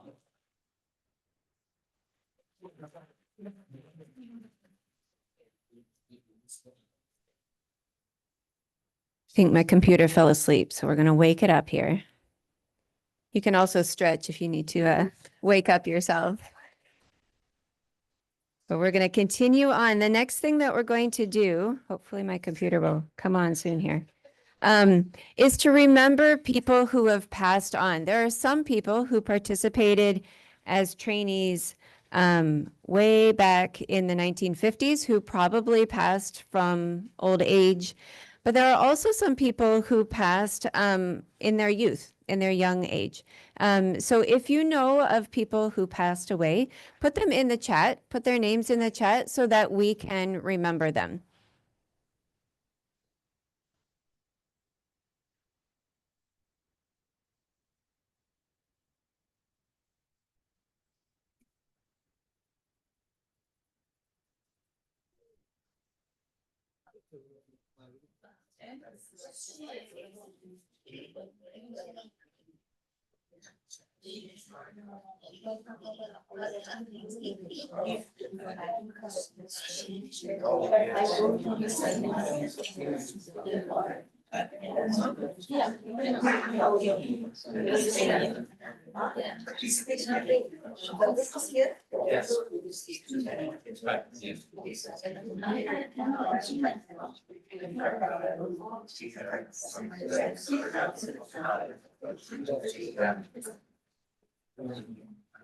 Andrea, is it this chat for overseas?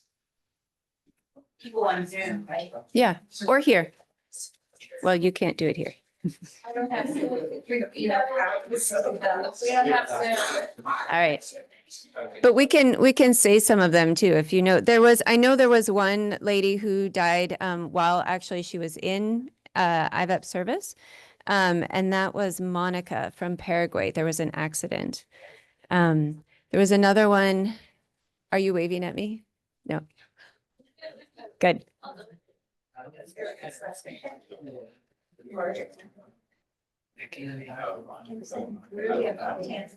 Are you on mute? Andrea? Are you on mute? There would be Ed from Laos, There was Et from Laos, Leah from Indonesia. Leah from Indonesia. Has a long name. Andrea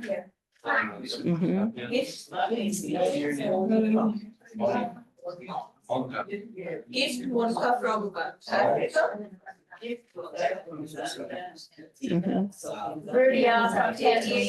Tanzania. So we're seeing some in the room. I think some are coming up online as well.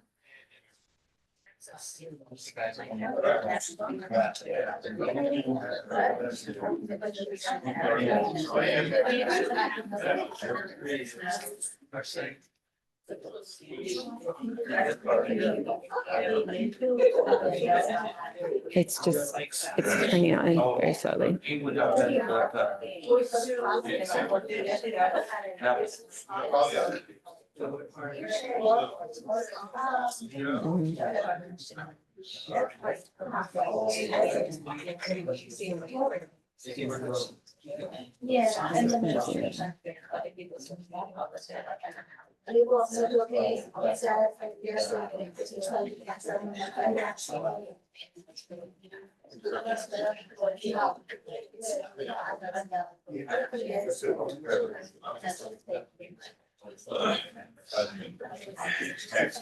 We wouldn't be able to have an online call without some technical difficulties, right?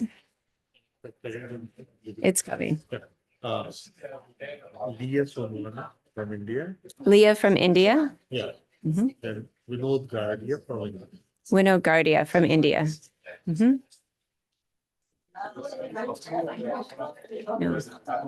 we're not done. Okay, I'm not sure how to, it's not logging in, but I'm going to continue talking.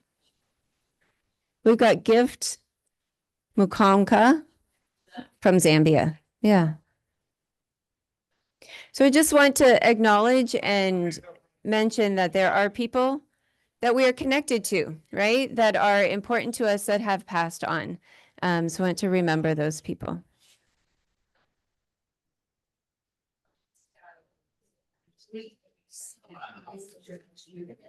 I'm going to ask the next trivia question just verbally here. So we'll see if maybe my computer will continue to work here. The 1990 year-end conference was unique because everyone joined the Mennonite World Conference Assembly in where? Before flying back home. The next group arrived for orientation 3 days later.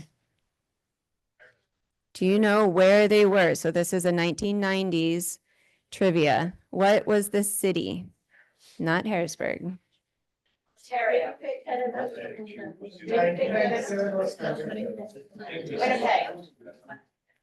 I heard the right answer here in the room. The answer is Winnipeg, Manitoba. I can't imagine a 3-day turnaround from when people left and when the next group started coming again. I just went to sleep and okay, it's fine. It's coming. Of course, I'm coming. I know, right? Okay, share screen. Another trivia, as this is coming up, in the 1991-92 and the 92-93 groups, there were the most nationalities represented. That number of nationalities was how many nationalities? This question is about. I know because my computer is starting. So you just have to think of it. Repeat the question, please. Yes. The question is the groups in 91-92 and 92-93, there were the most nationalities represented. That number of nationalities was how many nationalities in one group? 26 or 8. What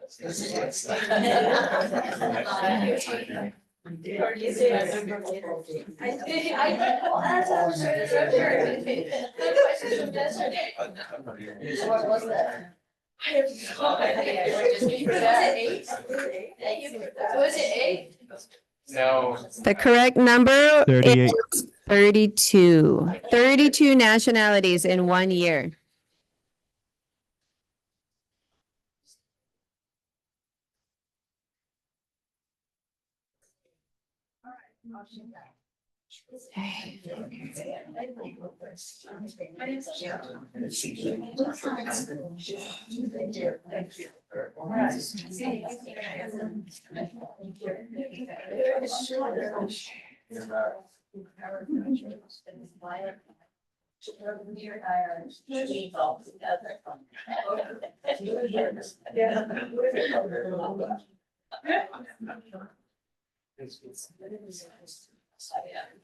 Okay, I think we're almost back to screen sharing here.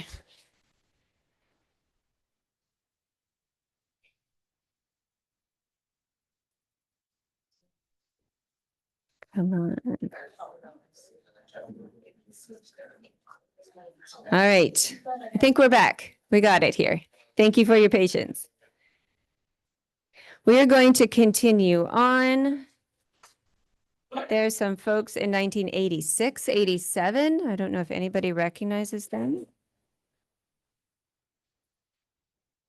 All right, we went through our trivia already, so I'm going to pass that.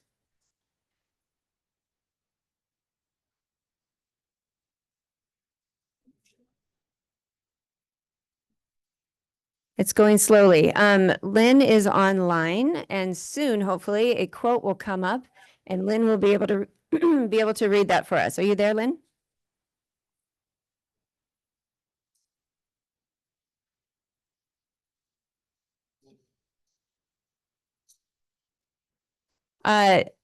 Kirsten Decker from Germany says, how can I describe a year away from home in Vancouver, BC? It was fantastic. Better than my wildest dreams. Just incredible. Discoveries like bagels, muffins, pierogies. No winter, but rain. Host Mother Mary. Cheering together for the Blue Jays and Canucks. Travel by Greyhound. San Francisco dreaming. Utah, Idaho. New home. Erickson. Creative and chaotic. Tulips. Welcome table. Trainee recreation. Camp Squia, I think that's right. Hiking, opera, Victoria, and sleep. Thanks to all of you who made my stay unforgettable. I will miss you so. I remember on July 27, 1995, when I left Kinshasa. I had never made such a long journey in my life. I put my feet on American soil, but it was very hot. I had never felt such heat. It felt like I had entered hell. It felt like I was on a different world. I will end by saying that being a trainee was a joy. It was a choice made from the bottom of my heart. This is Amit from India. Hello all my international friends. It's my privilege to be the part of Mennonite Central Committee. My name is Amit Paul. I am from India. I participated in International Volunteer Exchange Program as representative from India in 1991-92. It was a great experience once in my lifetime. Meeting new people from different places and countries, sharing their experiences in their life, sharing work of their church, and their testimony about how we grow in Jesus Christ our Savior. Also by talking and working with each other, I got to know about their culture, about their food habits, their lifestyles and many more. Now we are in the age to encourage our children and church people to experience the program activities of MCC, and by that experience how we can make a change in our society, our church, and to participate in the development of humanity in our country. We also learned how to grow in Christian life. I also want to share that people of our batch 1991-92. Many of us, we are still connected by WhatsApp group and Facebook. We share our experiences, we wish each other on their birthday, on Christmas time, and beside this we connect by video calling and Zoom meetings too. I am really very thankful to MWC how really work for the development of Christian society as well. My message is to all participated in this program, or maybe other program run by MCC and many Christian societies, including new people who participate that, by experiencing the program opportunity, when you go back to your country, you can do great work in your church and your society for development of humanity, and for the development of Christian life. My best wishes to all participants for your life and your family. God bless you all, thank you. During my stay in USA, in my first semester, I worked in MCC Center Akron, Pennsylvania, in printing and mailing services, In my second semester, I worked in Medical Center of Calico Rock, Arkansas, USA.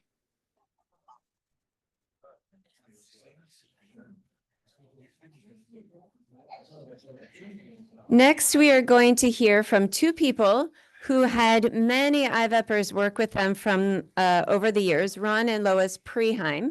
And so we are going to hear from them. They had, I think it is Hello all my international 37, friends. It's my privilege. 37 trainees or IVEPers from 11 different countries. So Ron and Lois Preheim, go ahead. We are Ron and Lois Preheim, who both hosted and sponsored 37 youth from 11 countries in the MCC Exchange Youth Program. We lived on our farm of grain and livestock in Nebraska. In 1972, Doreen Harms had an arrangement with the Poland Department of Agriculture to make agricultural placements with farm families. Dr. Wahu, the head of the Polish department, visited the various placements and was impressed that a farmer was a technician in so many areas. By 1984, Doreen was placing youth from other countries who had a passion for agriculture with farm families. The youth placed in our home were willing learners as we worked side by side. The capability level varied, so care was taken to have each youth experience success. The ability to speak English varied also, so matching the learning style to each person's preference was important. The church and community welcomed the young people from other countries. The youth became involved in choir practice, Sunday school, Bible study, volleyball, soccer, and basketball. There was a sense that we were all building bridges of understanding and goodwill around the world. We stay connected to almost all of our former IVEPers at Christmas time and sometimes in between. In retirement, we were able to spend a month in Europe and another month in South America. Being in their homes and seeing how they are integrated into their family, church, and community is so rewarding. Many of the youth placed in our home have returned with their family or parents for a visit. This has been a special way to reconnect. MCC also sponsors learning tours of projects in different countries. We were able to connect with one of our IVEPers near Nairobi on such an occasion. We also connect with the IVEPers who have residence in the USA. We incorporate visits with church conferences or meeting them somewhere halfway. Telephone conversations are treasured also. We have over 70 grandchildren from our IVEPers, and we consider ourselves fortunate to be a part of such a large MCC family system.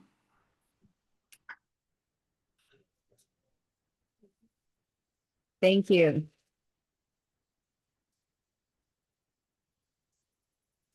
Another song, We Are One in the Spirit. This is in Amharic by Bemnet.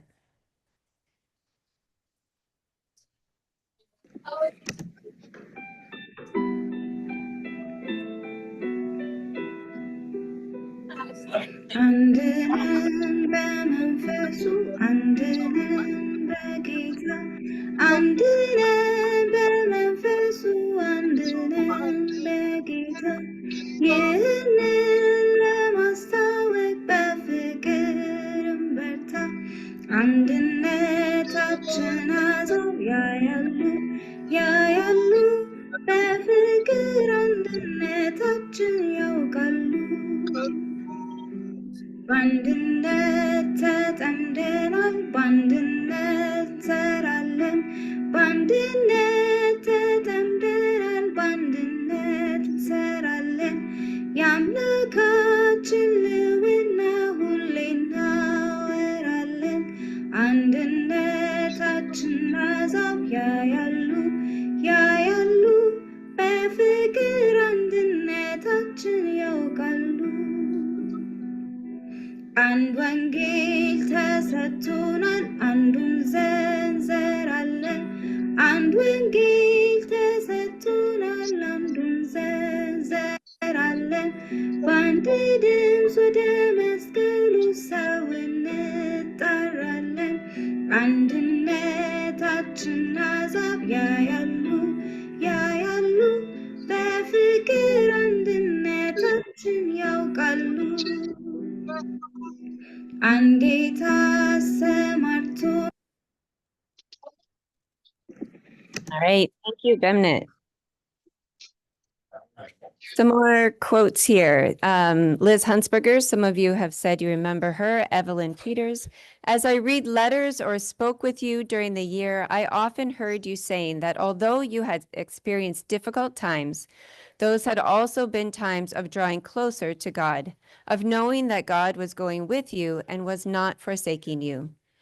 Your sharing of those experiences were an encouragement to me in my own spiritual journey. My hope for you is that while you hold on to the memories, you don't cling to them. Step out boldly, taking what you have learned this year with you, letting it shape you, but not looking back at this year as the pinnacle of your growth. You will be able to point to this year as one of many steps in your growth. 2000s. Okay, let's see if this works again. Trivia: as a way to improve English language skills, some IVEPers were enrolled in a 3-week intensive English language course in either Winnipeg, Manitoba, or where?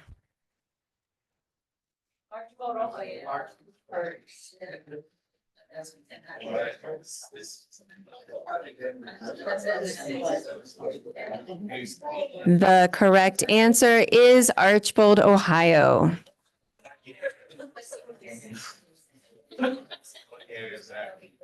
Many years. Oh. In recognition of the use of the internet and the World Wide Web with young people, a new VEP page was developed by an IVEPer from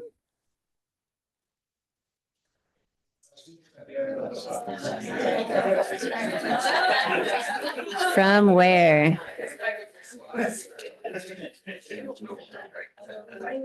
The correct answer is Paraguay, an IVEPer from Paraguay. I see myself more clearly now. The more I understand about God and his love, the more I understand about myself. God's love, faithfulness, and grace have captured my heart. I trust God more about my future. Being part of this program and also meeting the Salters and IVEPers at the first orientation was memorable. It was amazing to see how people with different cultures can connect so well in such a short period of time. The orientation helped me to continue believing that there is still hope for peace to prevail in this world. I began seeing and feeling in a different light. Living in Canada has allowed me to put aside all the misconceptions I had about this culture and review my values. Willen was an IVEPer from Bolivia, 2002 to 3, and we're going to watch a video about his life.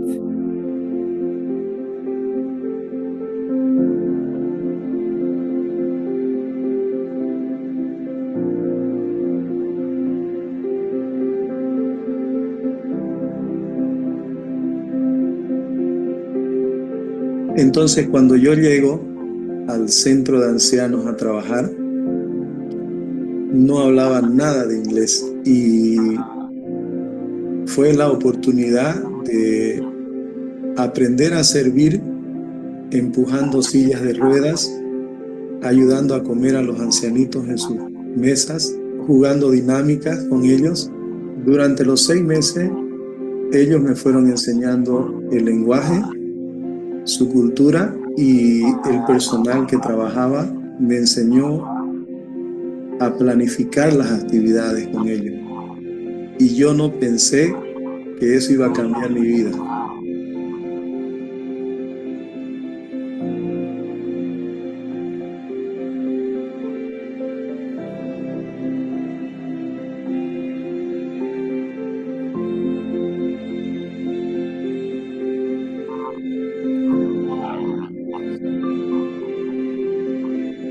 Era un centro muy cómodo, muy grande, con muchos jardines. Ahora yo puedo ver en el centro de aquí que puedo hacer lo mismo con mis ancianitos en la silla de ruedas. Alcanzar la fruta, comer y sentirse que no tienen límites ellos. Hemos dado mucho confort. Entonces, gracias al voluntariado, yo pude ver un pequeño cielo en Canadá y lo traje acá para que podamos también hacerlo y preparar a los ancianitos para la eternidad. Ahora, ¿dónde entran los jóvenes? Porque mi pasión de mí eran los jóvenes. ¿Dónde entran los jóvenes? Creamos otro centro dentro de la institución de los ancianos, otro lugar más, para que los jóvenes vengan a hacer su voluntariado y aprendizaje. Los ancianos salen a ser los profesores, orientación. Ahora ya tiene todo tiene lógica. ¿Por qué Dios me llevó a Canadá con ancianos y con jóvenes? Ahora todo encaja.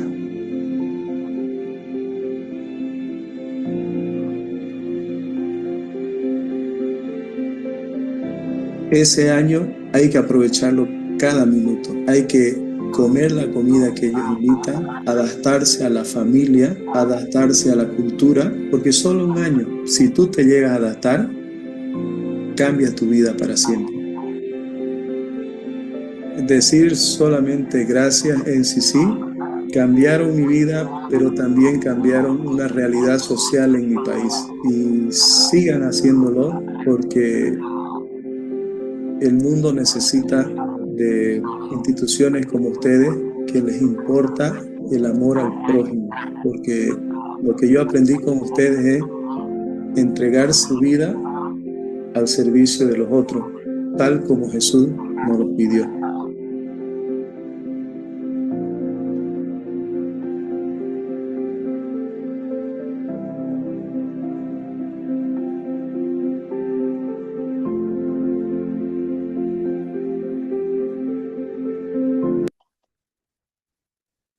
Thank you, Willen.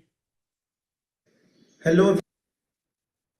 I know it's time. I'm looking at the time. I'm from the US, right? We're going to keep moving here. We have a mentee here. The year that you joined as an IVEPer or a trainee, what year did you start?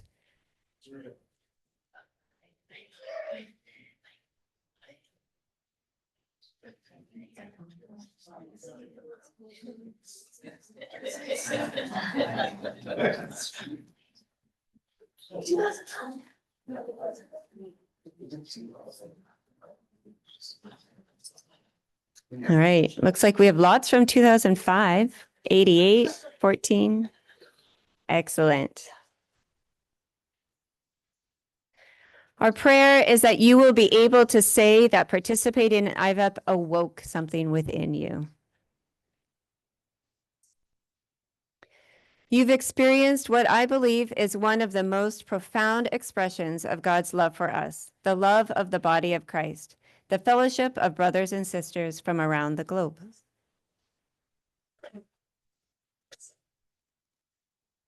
Being in a new country, simply traveling to a new country won't fix any problems, but perhaps by engaging with the new people and culture, it will open our eyes to new ideas and stimulate transformation.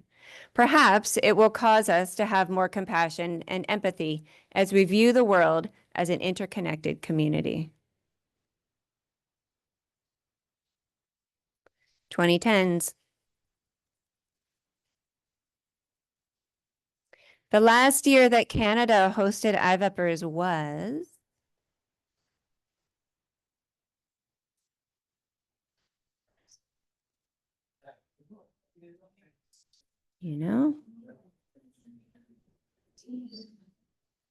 Yeah, the correct answer is 2019-20 was the last year. COVID happened after that.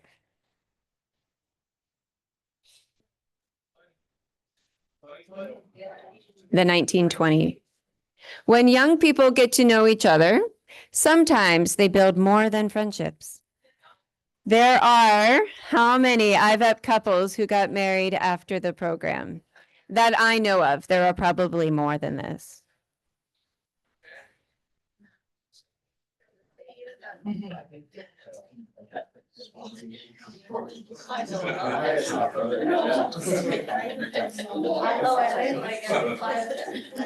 I have heard about 22 IVEP couples, but there might be more. I don't know. Here are a few of them, just a few of them. You might recognize somebody there.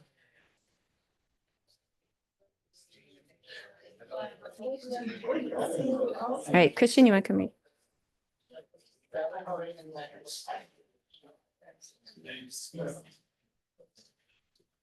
Christian from Chad, 2122. And we have been celebrating the IVEP that has been transforming life for how many years? 75 years. Just turn to your neighbor and high five your neighbor. They're like, you've been part of this. And also, let's wave to those who are online. We wave to you guys. And so, Shalom said, through meeting IVEPers in orientation, reading their reports and enjoying the photos they post on social media, I get a glimpse into the passion, talent, inquisitiveness, and joie de vivre, oh French, that IVEPers bring with them and share generously with others. Working with IVEP has given me a new take on fall.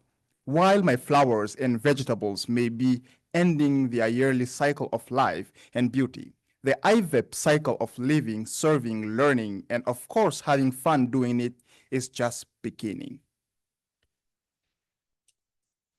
One day during orientation, while we were having our meal, MCC staff announced to us, stop eating wherever you are and go out together.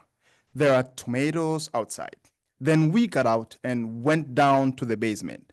I was surprised because I thought she told us to go out and help pick tomatoes. Finally, I found out that there was a storm called a tornado.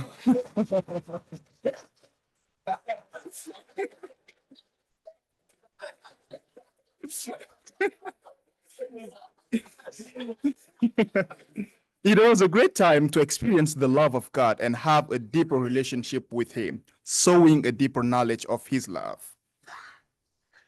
The most important thing I learned is true love.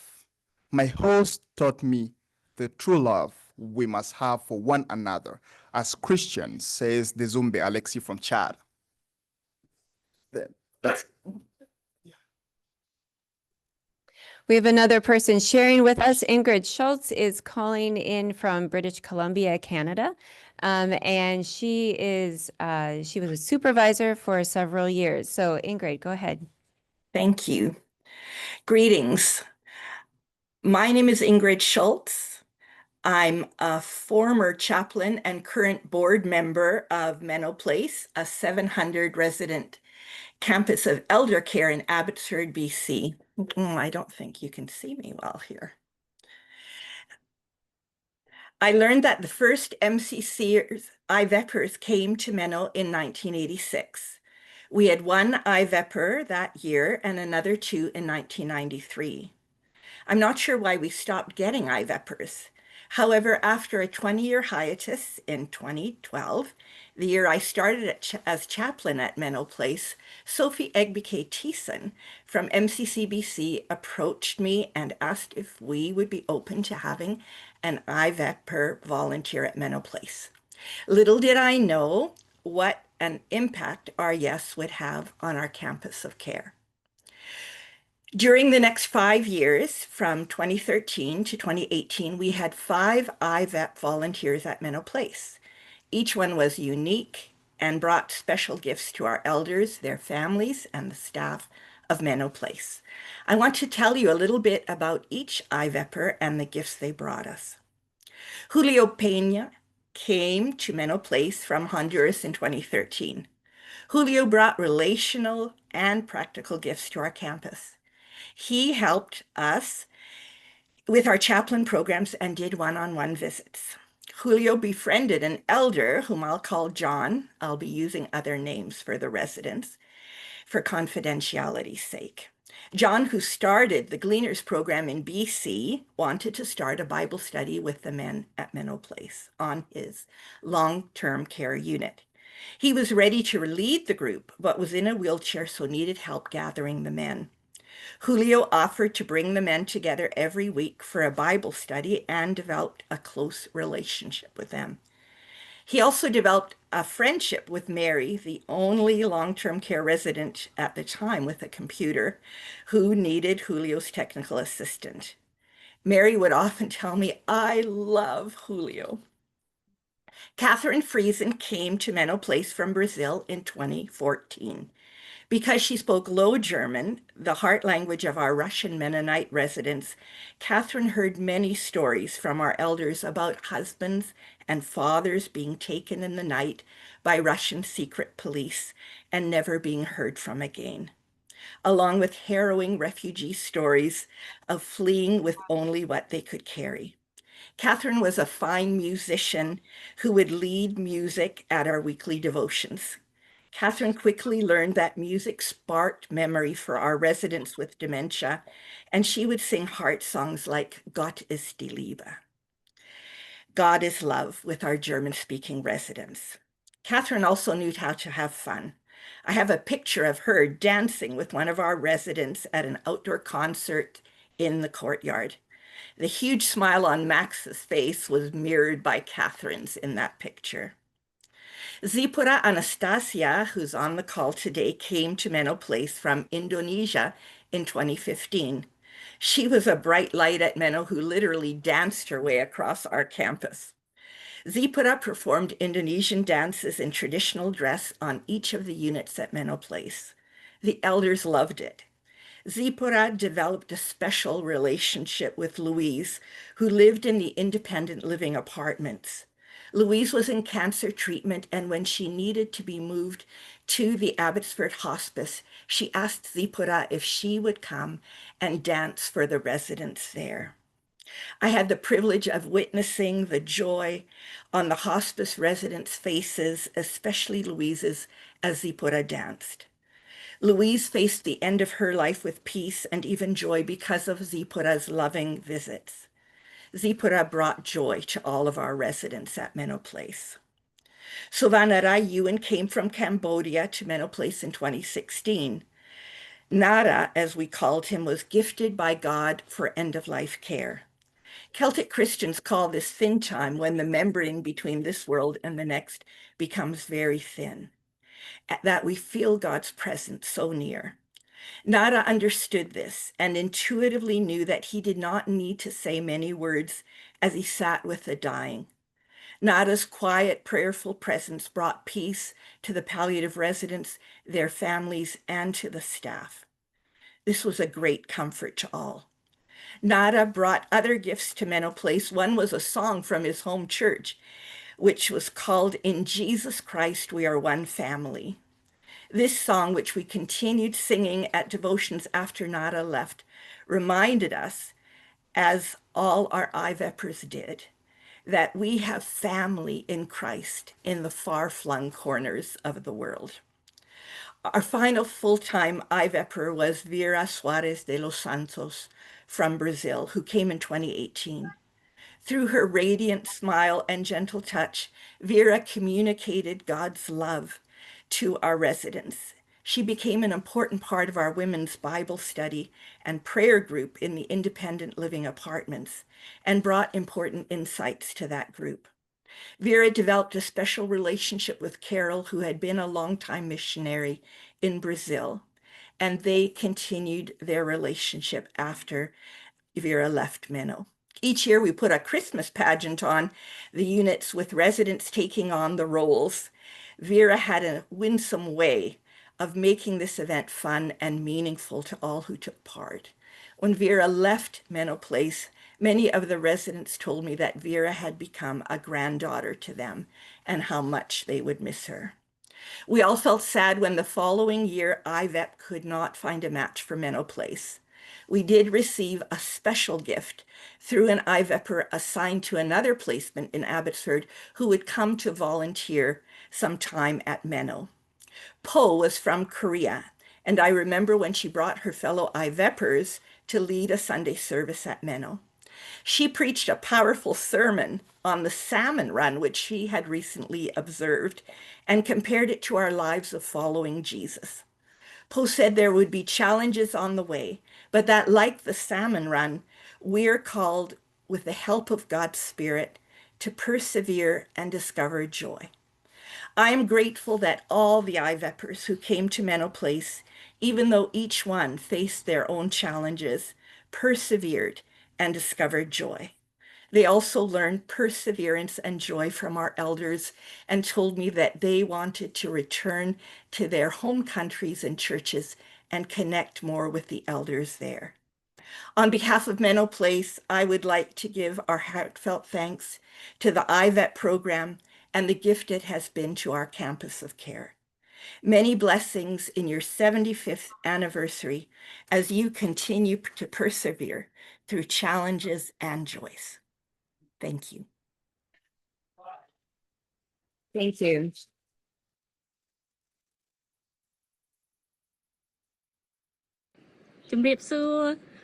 My name is Kanya Mak.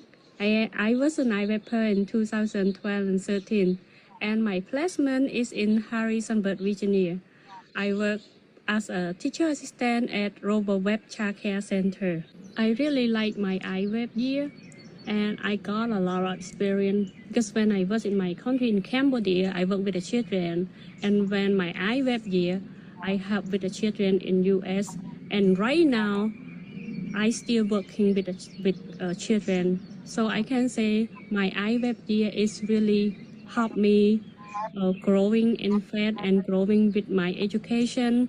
And I really enjoy my IVEP year because those experiences really helped me to improve my knowledge with teaching and help me learn a lot to help the children through the community and help myself also. Yeah, I really love and enjoy my IVEP year so much, and it's the best memory I never forgot in my life. Afton.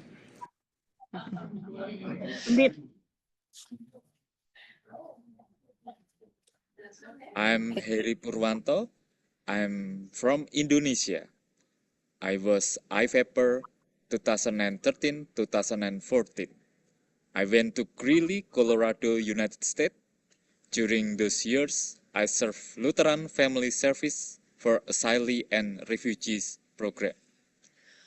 One word that described my IVEP experience is encountering, because I met many strangers who becoming friends and family. Hopefully, I have a second chance to meet them again, especially my host family. Thank you. Bye.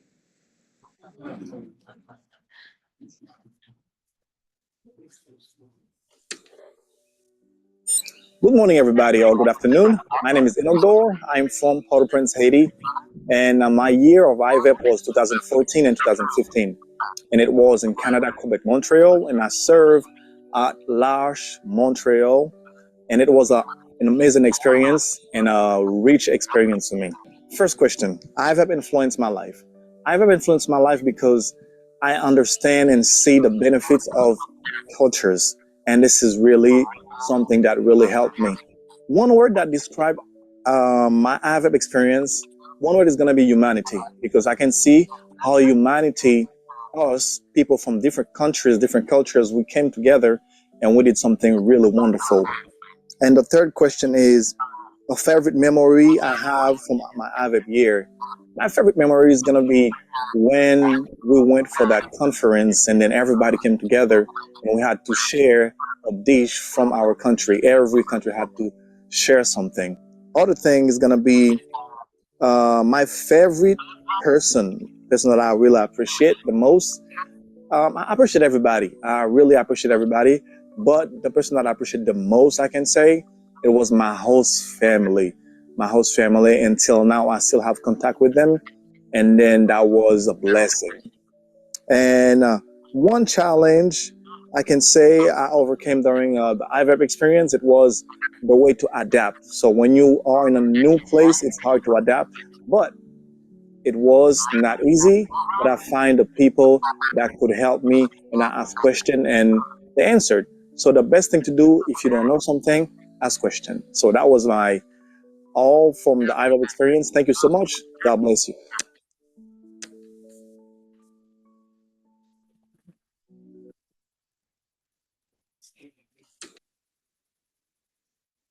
This is the 17-18 group. 2018. Argentina. Bangladesh. Brazil. Burkina Faso. China. Colombia. Egypt. Germany. Guatemala. Honduras. Indonesia. Jordan. Kenya. Korea. Laos. Mountain Kingdom of Lesotho. Palestine. South Africa. Swaziland. Serbia. Uganda. Ukraine. Vietnam. Zambia. Zimbabwe.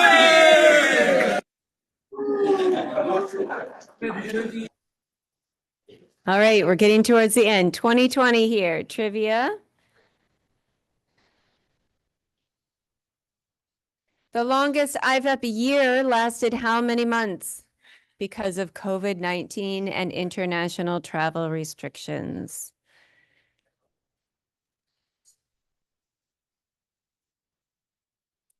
You might remember that they canceled all the flights and you weren't allowed to fly anywhere. The correct answer is 14. 14 months. And year-end conference was different in 2020 because it was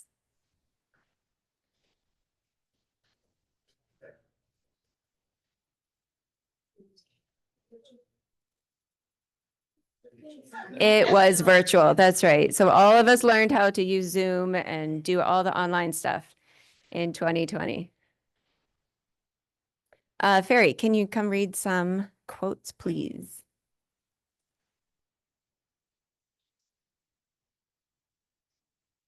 I arrived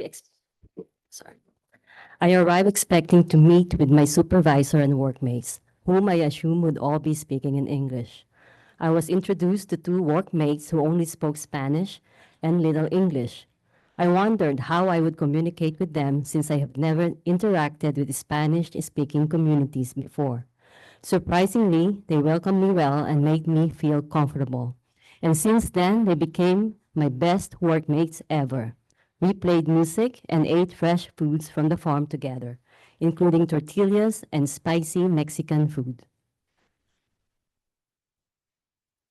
I have learned that every person is valuable, should be respected and equal in God, even if our appearance and way of living are different. For a long time, I have had a question of what respect is for people. I realized that this was not something that I could learn from a book, nor something I could learn in a day. About 8 months after I lived here, I was able to find the answer by having various experiences in person.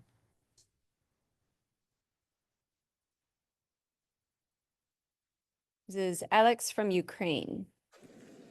Hello, my name is Alexander, or Alex Kachkovsky, and I'm from Ukraine. I took part in IVEP in 2021-2022 in Pennsylvania, and my first workplace was Forest Hills Mennonite Church in Leola.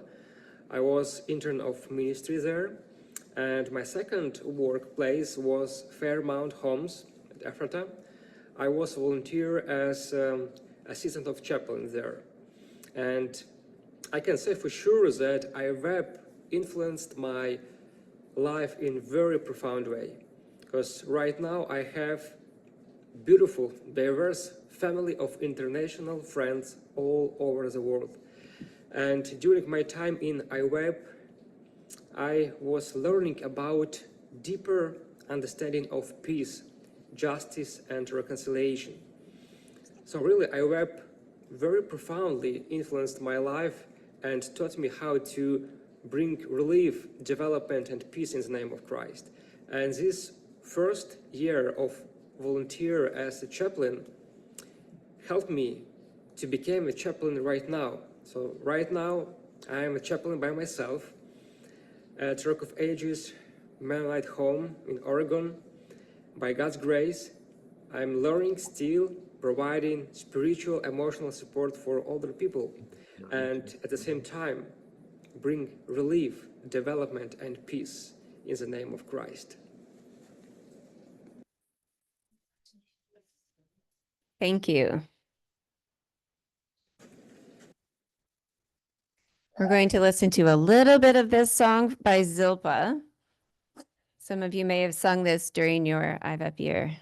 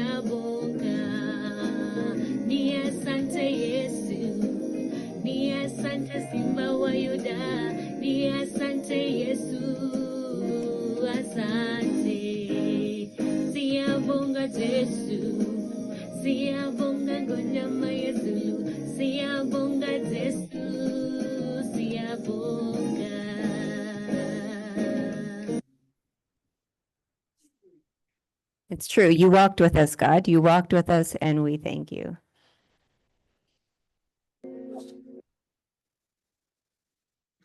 Hello, my name is Angela Zerker. My family and I live in Apple Creek, Ohio, in the United States. We are currently in our second year of hosting an IVEPer. Both of our IVEPers have so far worked for Stephan Farms in Kidron. IVEP has influenced my life because my family and I now have such a great respect and awareness and love for people from other cultures now. And also greater insight into what God is doing in other parts of the world. It's also helped us to be more flexible and learn to adapt to change as we've welcomed new people into our home and life. But by far, the best part has been the relationships we've formed with our IVEPers. And we even had the amazing experience of visiting our first IVEPer in his own home country, and that was just so meaningful for us. So we are so grateful for the IVEP program. Hello. Next, we have Emmanuel. Emmanuel should be online, hopefully, calling in from India. Are you here, Emmanuel?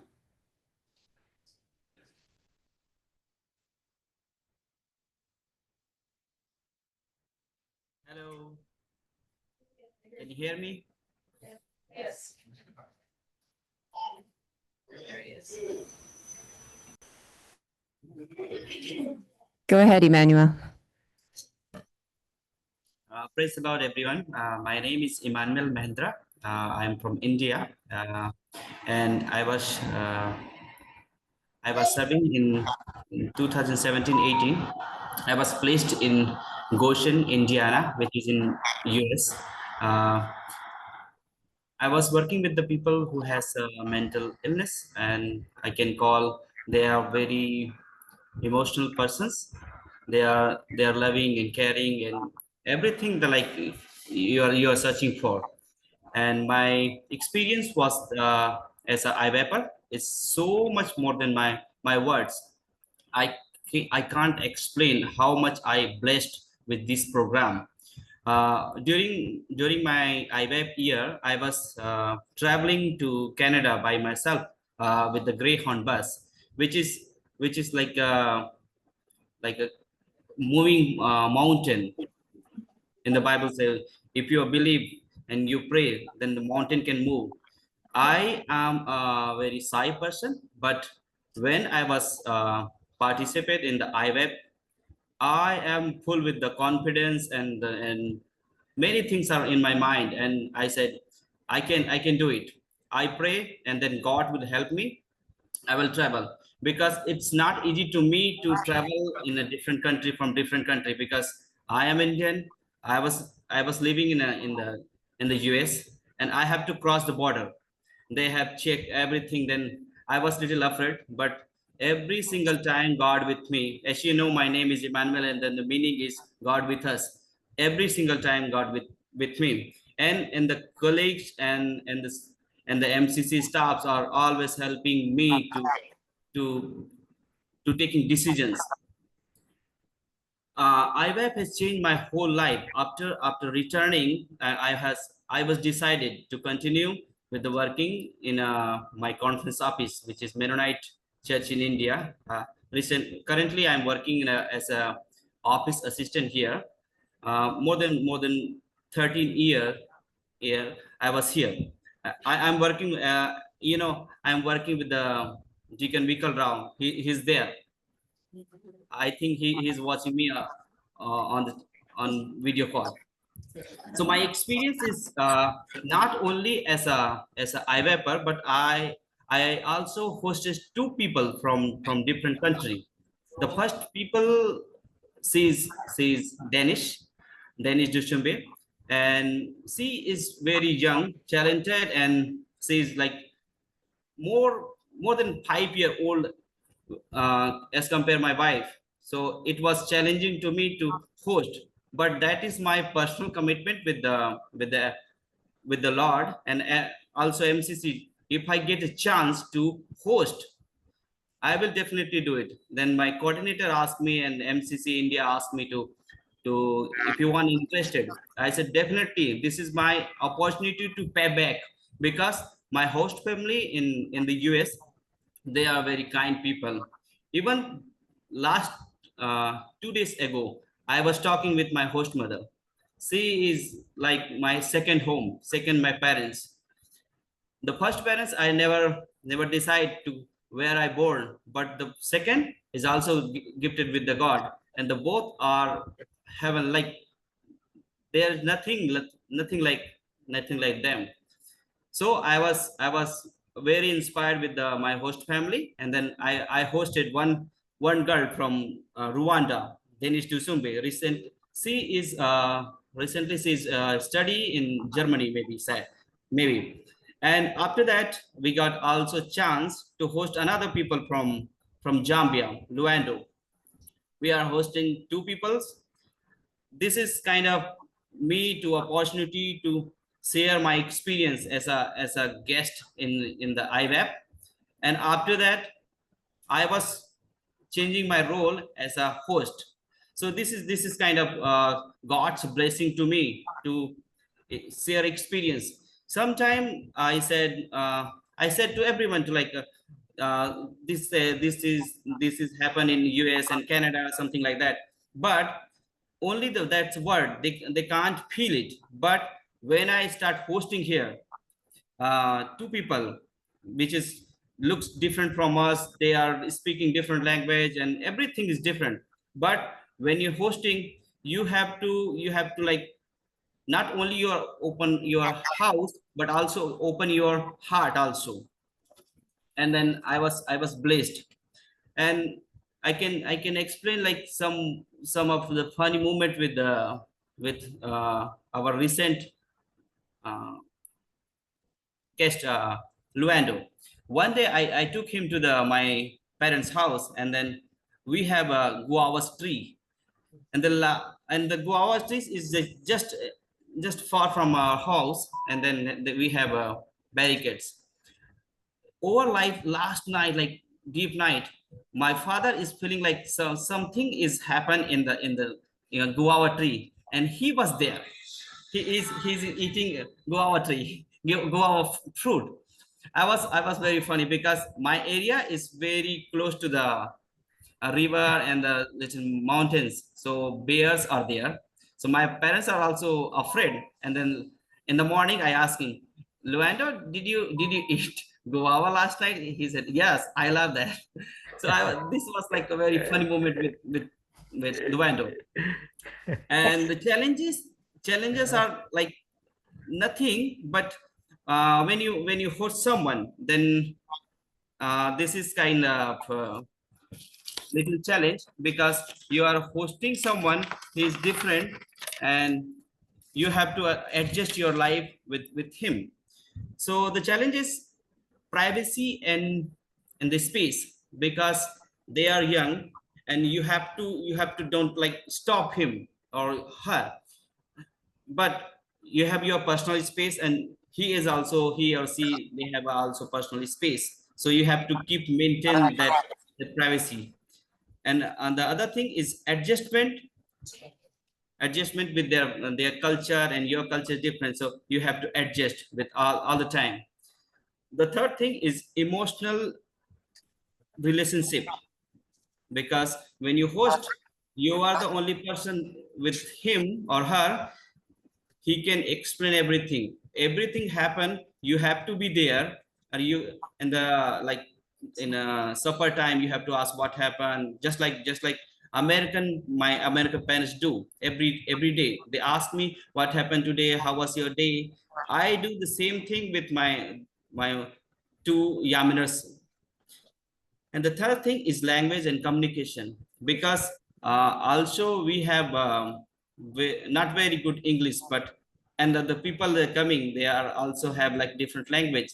The first language is not English, so this is like kind of challenging. But through our emotion, through our expressions, we communicate a lot. And the best thing is we are as a family, we sharing everything. Not even they are feeling like a guest, but we accept as a part of our family, siblings or I remember Danish has called us Bhaiya and Bhabhi, which is brother and sister. And I said, I'm hosting someone who is little younger than my wife, because she's younger than my wife. And then I said, okay, sometimes feel it's awkward. I said, I'm the host family. I'm like host father, host mother. It's not like easy to say, but yeah, we create a different relationship with like okay, we can call brother and sister. And the benefits, I can also highlight the benefits. If you are IVEP or hosting or yeah, so the benefit is cultural exchange through this program. Not only the food, your culture is also going to be like change with other people. Like Zambian has a different food, and Zambian has different cooking style, and they have culture. So you have to adopt their culture and also explain how we celebrate here the things, our festivals, or there's like Christmas and other festival too. So you have to explain, they have to. So this is like a kind of a cultural exchange. And then the other thing is relationship. You are going to be on a different relationship. You don't know before they come to your house, and then sudden you have to open everything for him, and it's called like a brother or your son or your colleagues. This is kind of a new or like a holistic relationship with the other people. The other thing is new energy and fun, because the usually you can see like a different culture have like sometime Indians have a like a different accent, and we have many accent. Sometimes people are confused because like we are doing like this and this and this. Sometimes people thought, what is this? So you have to teach them what is the meaning of this or this. So you have to like find some funny things with this kind of accent through the learning and through the sharing your things. And also education for your child, because we have a son which is like now he's 3 years old, but he remember Danish or Luando, which is like he said Luando bhaiya, and my son also now my brother call my Danish, and my son call bhaiya, babu, they call. So this is kind of like they teach their culture. They have Danish teach zombie dance or like Jambia dance, something like that. He remember all the things. So through this program, you have like culture, like not only the culture but educational also highlights. The other thing is faith journey. In this all the program, we are all working here through this program.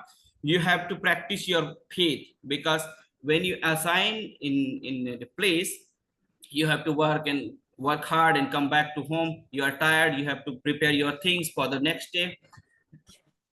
In this time, you have to find your personal space or personal time to talk with God and for faith. Sometimes it's not easy because people are feeling homesick, but when you have like a good family, then you can talk and grow in your personal faith.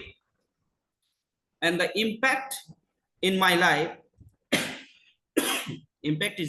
is after hosting and after returning from IVEP, I am very flexible, and also I'm open-minded for the other people who is coming.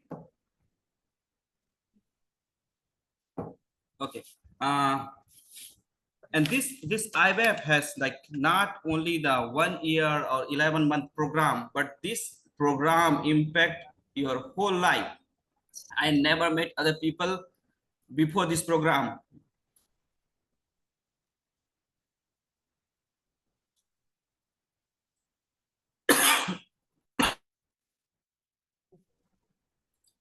But after this program, I met many people and I know them personally. This is kind of emotional to me to remember my host family and remember my Yaminers I hosted. I always talk to them. Then it's like, how was your life and how was going everything. This is not a program. This is kind of emotional relationship with the people, or as the global family. You are creating your global family. I don't have any like word to explain my emotion, but I am very thankful to the MCC India, and MCC US and Canada, and all the people who is supporting from back to this program also. Thank you very much for the time. Thank you, Emmanuel.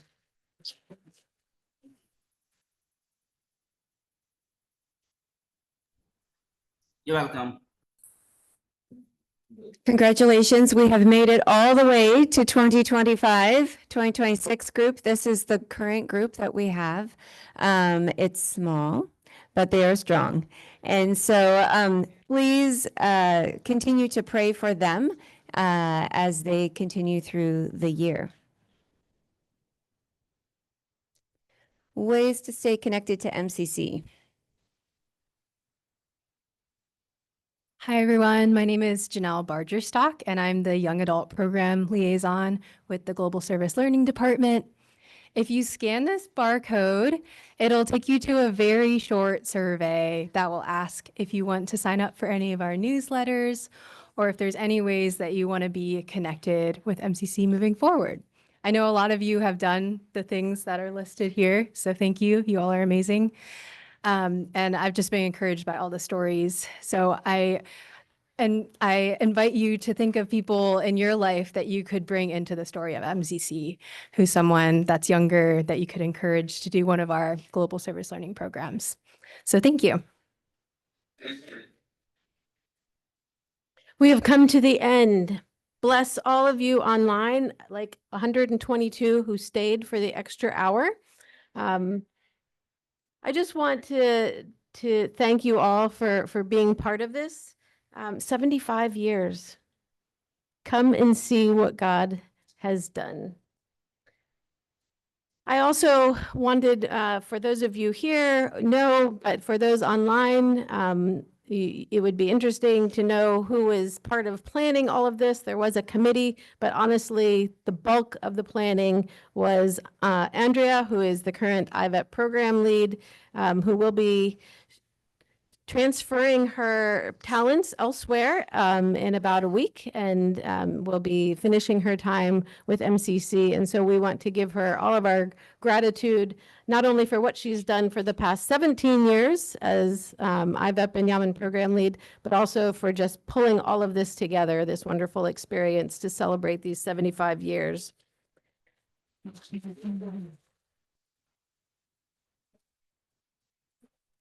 In 2013, at a mid-year conference in Saskatoon, Saskatchewan, T-shirts were made, and on the back of the T-shirt was a quote by Mother Teresa that said, "If we have no peace, it is because we have forgotten that we belong to each other." And that is the blessing that I leave with all of you. May we remember that we belong to each other. Though the forces of the world want us to see others as enemies, we'll remember this time as we've been working with IVEP when we reach out across those differences and embrace people with love and with respect. In the name of Christ. Amen.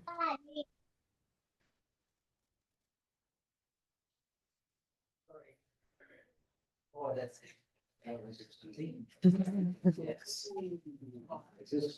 That's what?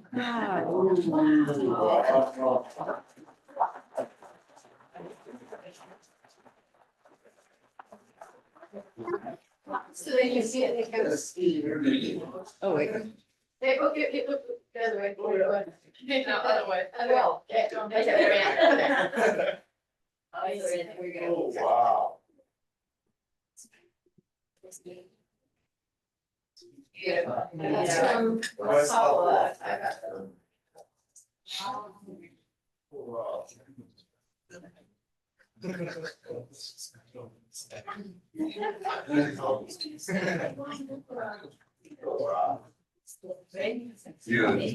Thank you all for joining. Thank you for getting up early. Thank you for staying up late. Thank you for extending the time longer than I anticipated, but so good to hear the stories.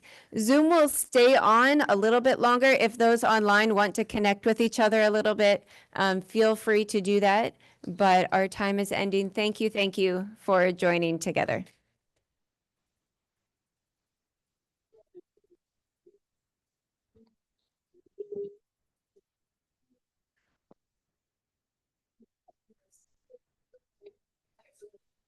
And it's lunchtime.